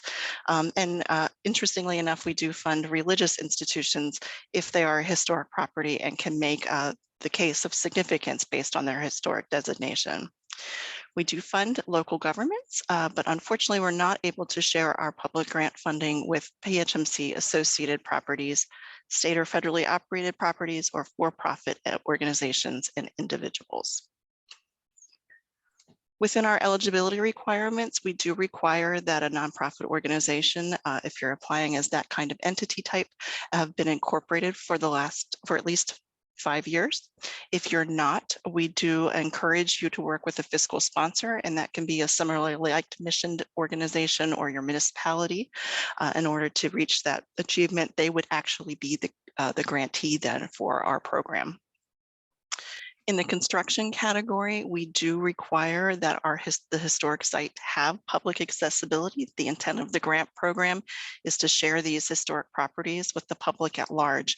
So our rule of thumb is generally that the property be open at least 100 days per year or on a regular basis. We do occasionally accept those that are by appointment, but at least you're having robust special event programming that can make sure and ensure that the public is able to visit and appreciate that site. Of course, we see a lot of projects that due to condition are not currently publicly accessible, and there's an opportunity within the grant application to explain how this grant and the capital improvements that you're proposing will ensure that the property will then be able to be safely occupied and enjoyed by the public. We do recognize that our cultural and museum support community has been gravely impacted by COVID-19. We've made some exceptions for that public accessibility rule, and hopefully within the next couple months, years, we'll be able to have full, robust visitation at some of these sites again. As I mentioned before, the program is basically where the Historical and Museum Commission in our program is based only on properties that are historic. And to reach that designation, of course, they have to be eligible or listed in what's known as the National Register of Historic Places. And I'm running low. Oh no. If you're not certain of your current status, you can certainly reach out to our office and we can determine whether or not your property has been evaluated by its National Register potential and provide you with the information that's needed for that designation and the application as a whole. As I said, we have two categories of support. Our pre-development planning are a little bit smaller in request limits. Those typical requests are $5,000 to $25,000. And then the construction or capital projects are $5,000 to $100,000. Much like the other presenters today, our program requires a 50-50 cash match. And it mirrors a lot of what DCNR had mentioned before about required matches. We do accept other federal grants, other state grants, local funding sources, local share funding coming out of the revenue stream, runs the gamut, organizational costs and reserves, as well as capital campaign allocations that are coming. These are not direct awards, they are reimbursable. So that cash match is very important to make sure that your project can move forward appropriately. Talk a little bit more directly about the construction category. Again, the building has to be publicly accessible. We are a state agency, so that the prevailing wage provisions are often kicked in. So that does require some of your labor costs to be factored in as you assemble your budget costs. Our planning and pre-development projects are slightly different. It does use a separate application. The requests again are lower, and the types of projects that are funded through this revenue stream are historic structures report at historic sites, maybe community design guidelines if you have a local historic district that you want to ensure that your property owners are appropriately caring for their properties. Specific plans and specifications that are used for a later construction application. It's a wonderful opportunity to request some of those finding and planning and feasibility studies prior to that application to make your application much more competitive.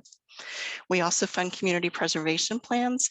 If you're looking at improving a corridor and wanted to make recommendations about how to promote that area, or actually factor in the importance of historic properties of how you promote the area too. That's a great resource too for that project.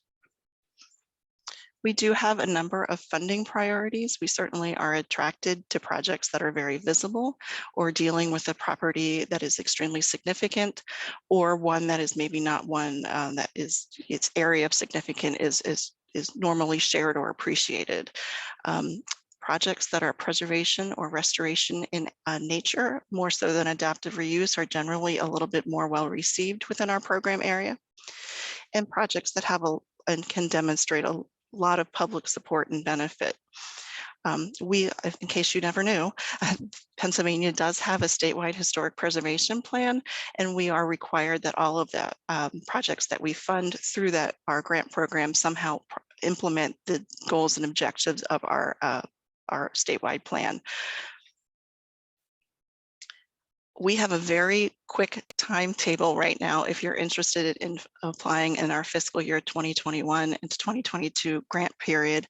Our application is due March the 1st. So you've got about a week and a half to get your application in. Much like our other presenters, we are the state. Things take a little bit long as we deliberate and decide on the applications that are awarded funding. So you'd be notified in June if your award is successful. And much like the other ones, your project period can't start until we have an executed grant contract, which we estimate to be October of this year. And that includes the expenditures that you are using from not only your grant award, but also your cash match.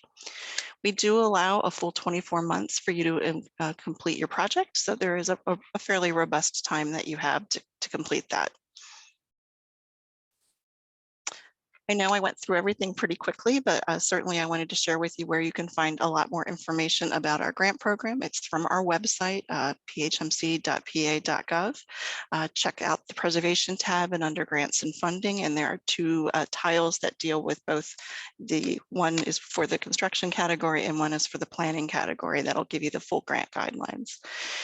We do have some helpful eligibility webinars as well that you can delve in a little bit more in depth about how our application process is. We actually use DCED's electronic single application for assistance portal. So you'll see if you're a common user of DCED's grant programs, the application is very similar. I am always accessible if you have questions about whether or not your project might meet our grant guidelines or be well received within our program. Please feel free to reach out for me. And as I said, we use DCED's program, so you can always reach out to their customer service center for assistance too. So I know we're holding questions to the end, but if you, I'll hang out, and if you have anything, please let me know. Thank you very much, Karen. During our Q&A period, we'll also have a contact sheet for all the speakers today as well. So if you didn't get a chance to write that down, it will be up here after the final presentation. We do have just two more. Katie Pritchard from Northern Tier Regional Planning is going to talk about their free grant writing assistance program. And then I will come up and talk about EMHR's partnership or mini grants program that we have coming up pretty soon. So I am going to pin this so you can all see Katie. Maybe. Kane, we can't see you at all right now. I don't know. am wondering that myself. I mean, your video is still on. Or Yep. it was, now it's not, but Interesting. Issue and settings. Well, right here. I'll I tell just you asked what. you to start video. You should have a message on your screen. Yeah, something Start went video. wrong with the camera. So what I'll do is I'll put my pretty presentation up. And unfortunately, you won't be able to see Katie, but she doesn't have a presentation. So we can put this up for now for afterwards.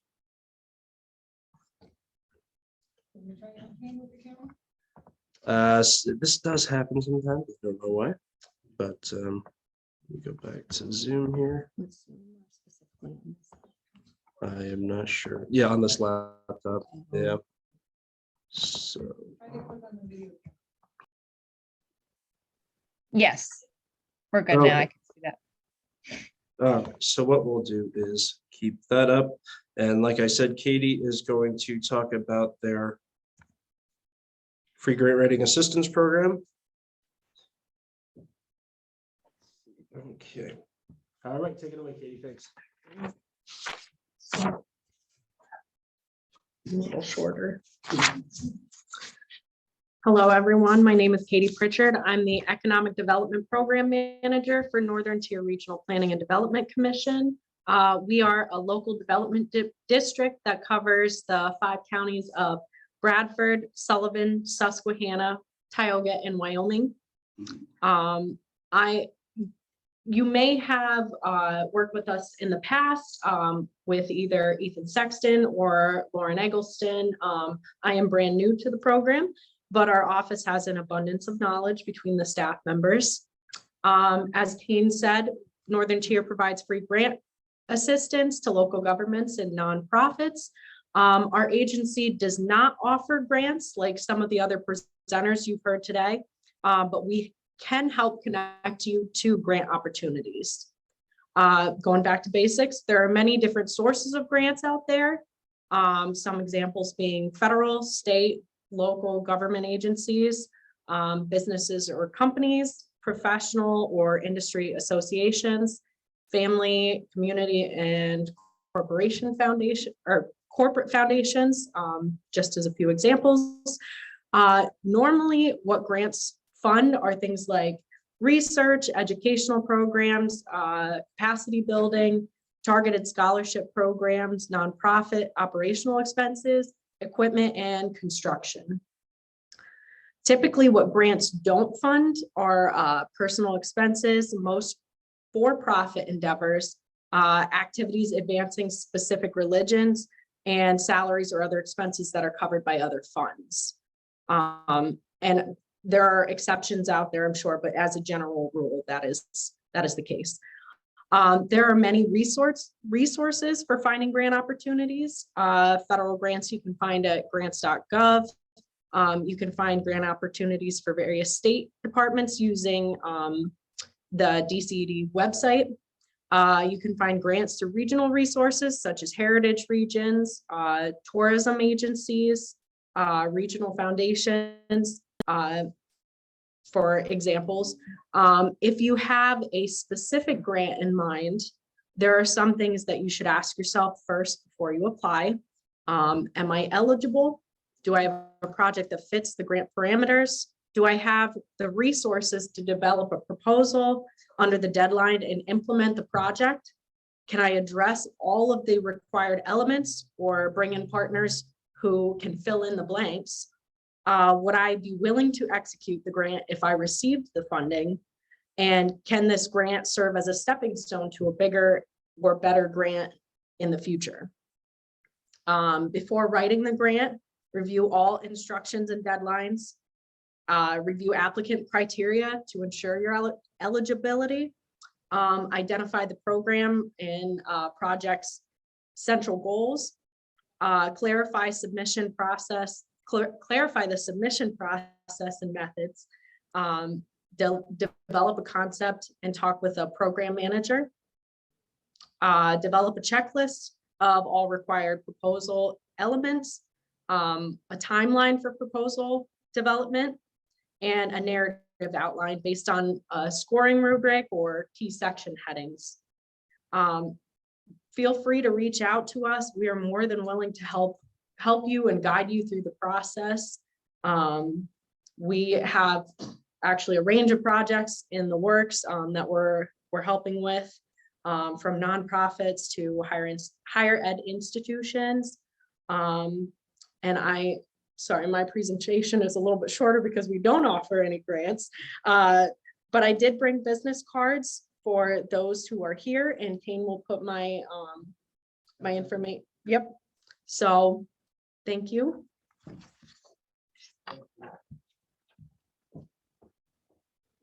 And keep in mind, Katie is new to this position at Northern Tier, so if you come to her with a grant, be gentle. All right. All right, so I am up now. We had technical difficulties with the camera. For some reason, it shut right off, but at least you can see the presentation, correct, Gina? Yes, sorry, I was All muted. right, very good. That's all right. So I am here to talk to you about our 2022 partnership and mini grants program. So if you haven't heard of the EMHR, I know some of you attended this workshop last year, but just to give you a brief summary, we were established in '98 as a 501c3 nonprofit membership-based organization. And as Christine mentioned before, we are one of the 12 current heritage areas in the Commonwealth, designated by the DCNR. And we serve the 4 counties of Bradford, Sullivan, Susquehanna, and Wyoming counties. So through our mini grants program, we have brought well over $2.5 million in state funding over the years, which was matched by another 2.5 million plus, because we do require a 50-50 match. So this was 4 projects pertaining to historic preservation, outdoor recreation, conservation as it pertains to parks, lanes, and water trails, scenic enhancements like overlook projects and mural projects. We've done educational programming right here at the Keystone Theater, did certain agricultural support initiatives, and building rehabilitation projects. Only certain ones of those normally for museums, historical societies, other nonprofits we work with. So this year, we are going to have $65,000 available in funding, and grant requests must be between $1,000 and $10,000, and like I said, prove a full match. So eligible matches include not only cash matches, but also in-kind matches, so your volunteer hours. Volunteer hours are worth quite a bit right now. I think it's right now a little over $27 an hour right now, 27 and change. So if you get some good volunteer hours in, you can come up with a match pretty quickly. It does add up. So, and that can be obviously also a combination of the two. So all applicants must be paying members of the EMHR. Right now, our membership is free to pretty much anyone except for those who are planning to apply for a grant. We just ask that our grantees be paying members. Each applicant is limited to submitting 2 grant applications, and contracts are scheduled to begin June 6th. All projects should be completed. We give a little over a year's time, 2 summers pretty much. So it should be completed by September 1st, 2023. But there are crazy cases. We've had a lot of flooding in past summers and things like that. So we do allow extensions. Eligible grant applicants are 501c3 nonprofits, municipalities and municipal agencies, public education institutions, and of course, you must be based within our 4-county region. Did we find out if counties are eligible as well? They are. So in one of our 4 counties, if maybe work on a county park or something along those lines, or a project you want to undertake, feel free to reach out to us as well. So counties definitely are eligible. The EMHR seeks to fund projects pertaining to, like I said before, historic preservation. It must be open to the public, like a museum or historical society. Outdoor recreation development, special purpose studies or feasibility studies for regional trails, parks, educational programming, environmental conservation initiatives, certain building rehabilitation projects, as I said, and of course, interpretive and wayfinding signage for outdoor rec sites. So these suitable projects should pertain to our current management action plan. We are in the process of updating that, but our old one still is the one you should be looking at in order to make sure your project adheres to our guidelines and goals.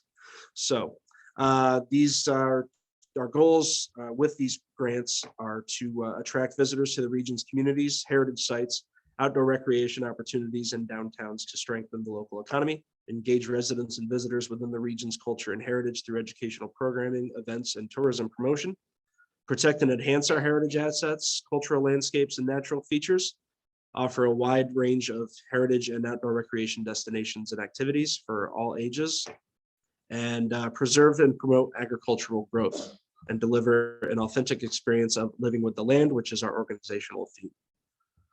So eligible reimbursement costs, contracted professional costs, in-house professional costs, so your staff as part of your organization, other project cash costs, and only cost accrued within the grant agreement period.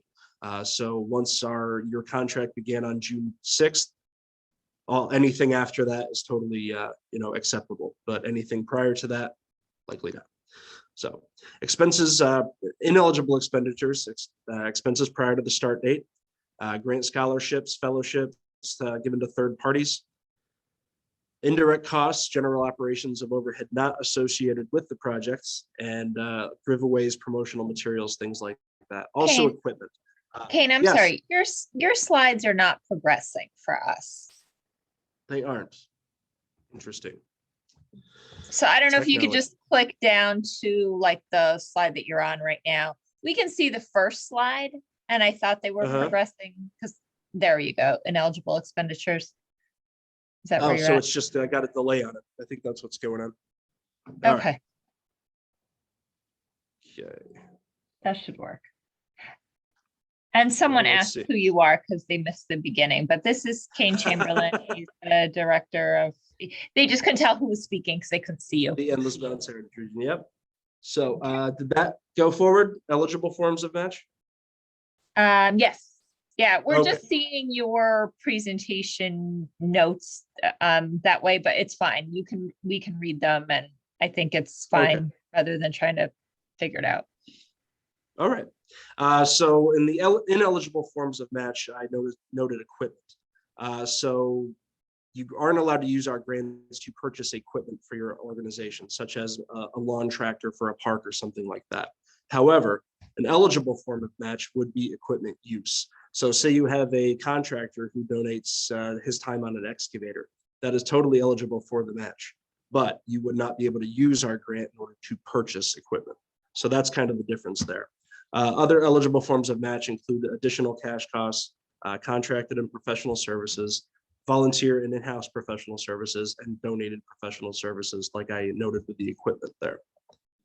So in your application, be sure to explain how your project furthers or aligns with our mission and goals, which is found on the cover page of our application.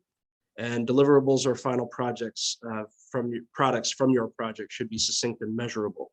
I noted a couple of examples there, such as interpretive signs or educational workshops, something along those lines. So our application form lists partners committing any type of match. So commitment letters are really important, shows that you have that support behind you, as well as partners supporting the project. If you're working with different organizations, get some letters of support from them. And be sure to show that your project can be completed prior to that September 1st, 2023 deadline. Our grant review committee will definitely be paying attention to that. So be as specific as possible in the budget section. We don't require a really incredibly detailed budget, but it should at least outline exactly what you plan to do with the funding. Our grant review committee is looking for well thought out and adequately explained projects, ones completed within the timeline.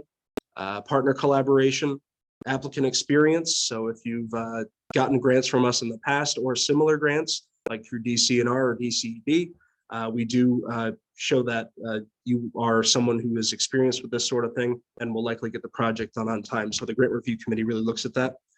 Realistic budget amounts, identify your match, and make sure, like I said, supports and advances the MHR priorities. So this is our timeline for this year. We will start accepting applications on Friday, April 1st. You'll have a little bit over a month to get them done and put them in on Monday, May 2nd at 4 p.m. is when they will be due. We are submitting this right now to DCNR for approval. So we normally don't have any issues getting our updated application and all that approved. It's just part of the process. So we hope to notify everyone no later than May 25th. That gives us enough time to get our grant review committee together and go over the applications. June 6th to September 1st, as I said, of 2023 is the project timeline. And one of the things we do like to note is that, like I said, extensions are available, but we do like to keep it within that preferred timeline. I'm trying to remember here. So with applications due by Monday, May 2nd, that gives us about 3 weeks to review our applications. It is a very competitive process with $65,000 available. We normally get somewhere in the vicinity of about 140,000 in requests. So it is quite a competitive process. And once again, I'll start taking questions. This is our information, and I would like to note that our partnership mini grants program has been made possible through DCNR C2P2 program and the Environmental Stewardship Fund. That is which typically funds our organization through our state grant each year. So now we can move on to questions. And once again, I apologize that our video isn't working, but we can start opening it up to questions. I'm going to open up the chat so people can start asking questions there.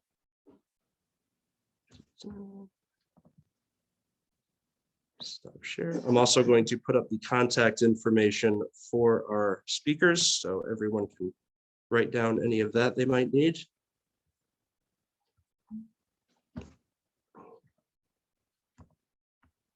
We have 2 in the chat. Kane, we do have a couple hands raised too. I don't know if they're old or I just caught them. So I don't know if you Vanessa has a lot of questions. Or ask them to, right. I don't know if you want me to unmute these folks or if you want me to ask them to. Would you please type in the chat box? If you look at the bottom of your screen, you'll see something for chat. If you just open that up and type it in the chat bar, and we'll be able to see that. Okay. Gina, can you see the contact information? Yes, I can. Sorry, I keep muting myself. All right, so I'm going to put this over here. So Kane, someone asked me, is the presentation going to be available to attendees? Yes, I am recording today's presentation. So you will get a link to this as soon as it uploads to YouTube. It does take some time, so it may, I'll get that link to Kane hopefully by the end of today. And then he'll get it posted on his. We'll have it on our website shortly. Yeah. Okay. So Kim Stever asked, where is the action plan on your website? So in terms of looking for those goals and objectives, our mission, all that stuff, it is all on the cover letter. You actually don't need to access our management action plan. Like I said, we are in the process of updating that anyway, and that should be released this summer. We do plan to wrap up that process, but like I said, all those goals and objectives that you'll need to show your project adheres to will be on the cover letter of our application, which you can find on our website. We are just about to put the updated stuff on there so people can start applying here in April when we open it up. So were there any other questions for any of our speakers? I know a couple of them had to get out early, but if you do have any questions, we do still have our tourism directors, Paul McDoskey, Christine, Karen Arnold, I do believe is still on. So Katie is here as well. So any other questions? In the chat. All right. All right, Dave Palmer asks, can these grants be used by a historical society to help develop a business plan for property it is being offered to use as a tenant for storage and display of artifacts and archives for research? All right, I would imagine so, to help develop a business plan. What do you think, Is Christine? that question for me at Karen at the Pennsylvania Historical Museum Commission? Yeah, Dave, when you do type in the chat box, please say who you're directing toward, DCD, DCNR, whoever. But I believe that. It does sound like it's coming to me. And yes, that's certainly an excellent opportunity to select for funding for us. It comes through our planning or pre-development component of our Keystone grant, but yes, it is certainly an eligible activity, as long as the property has been determined eligible or listed in the National Register. Okay, so it does work for PHMC. He said it was for EMHR, so I would imagine in that case, yeah, Christine from DCNR and I agree. Thinks it should probably go through PHMC for a project like that. All right. Can private land owned by a nonprofit intended to be open to the public, specifically for wheelchair accessible trails, be considered non-cash goods in order to fulfill the definition of matching funds? Interesting question.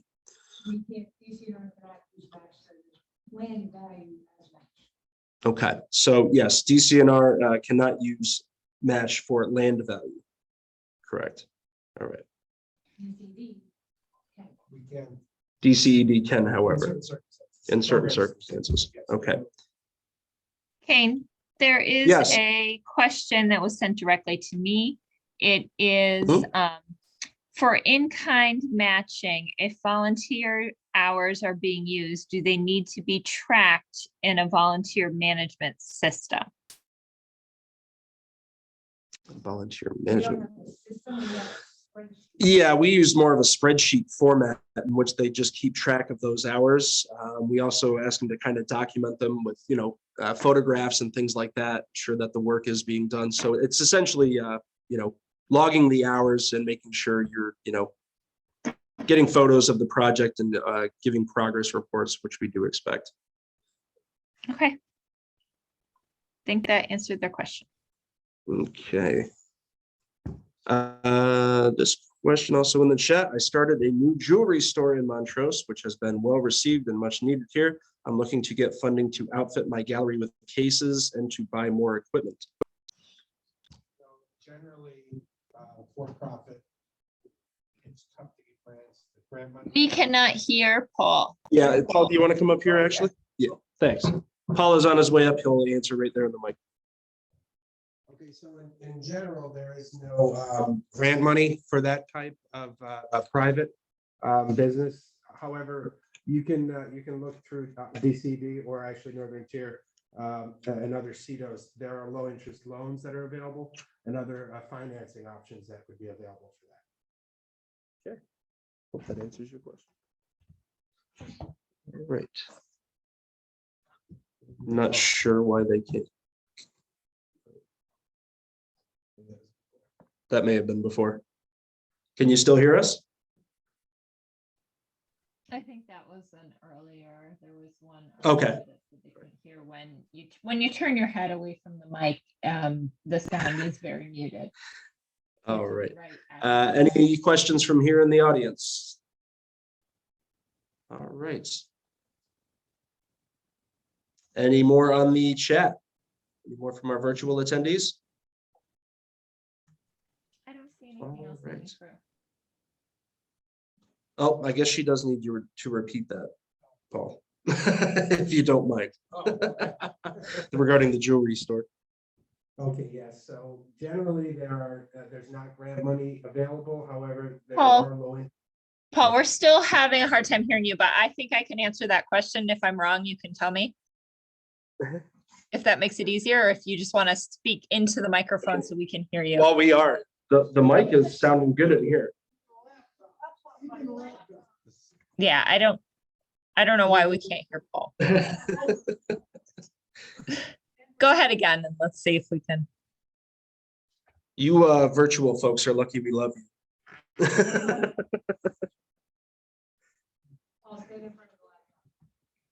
Can you hear me here? Yeah, I can hear you. Okay, so generally, there would not be any grant money for that type of assistance. However, there are low interest loans available that you can look at through our CEDOs, which Northern Tier would be one, and there's several others. But generally, you'd have to look at low interest loans for any equipment or other financing for private businesses.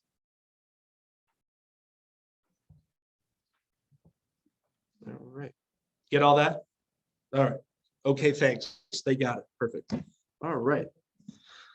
Well, as I said, folks, some of our, yes, we wanted to note a nonprofit roundtable that occurs each month, and that is done by the Central Bradford County Chamber of Commerce. Rhonda Claiborne, their new executive director, hosts that. Which specific day? The third Tuesday of the month at Lackawanna College here in Towanda at noon. Okay, and that is also on their website and Facebook. So for any of you nonprofit folks out there, I have gone to the meeting, as has our administrative assistant Vanessa, and they are very informative. So if you can make those, feel free to reach out to Rhonda. So I don't believe we have any more questions. So like I said, some of our speakers did hang around. Here's their contact information here. We appreciate everyone coming to the grant workshop, and we hope you all have a safe trip home. And thanks again. We'll see you again next year, hopefully with much better working technology.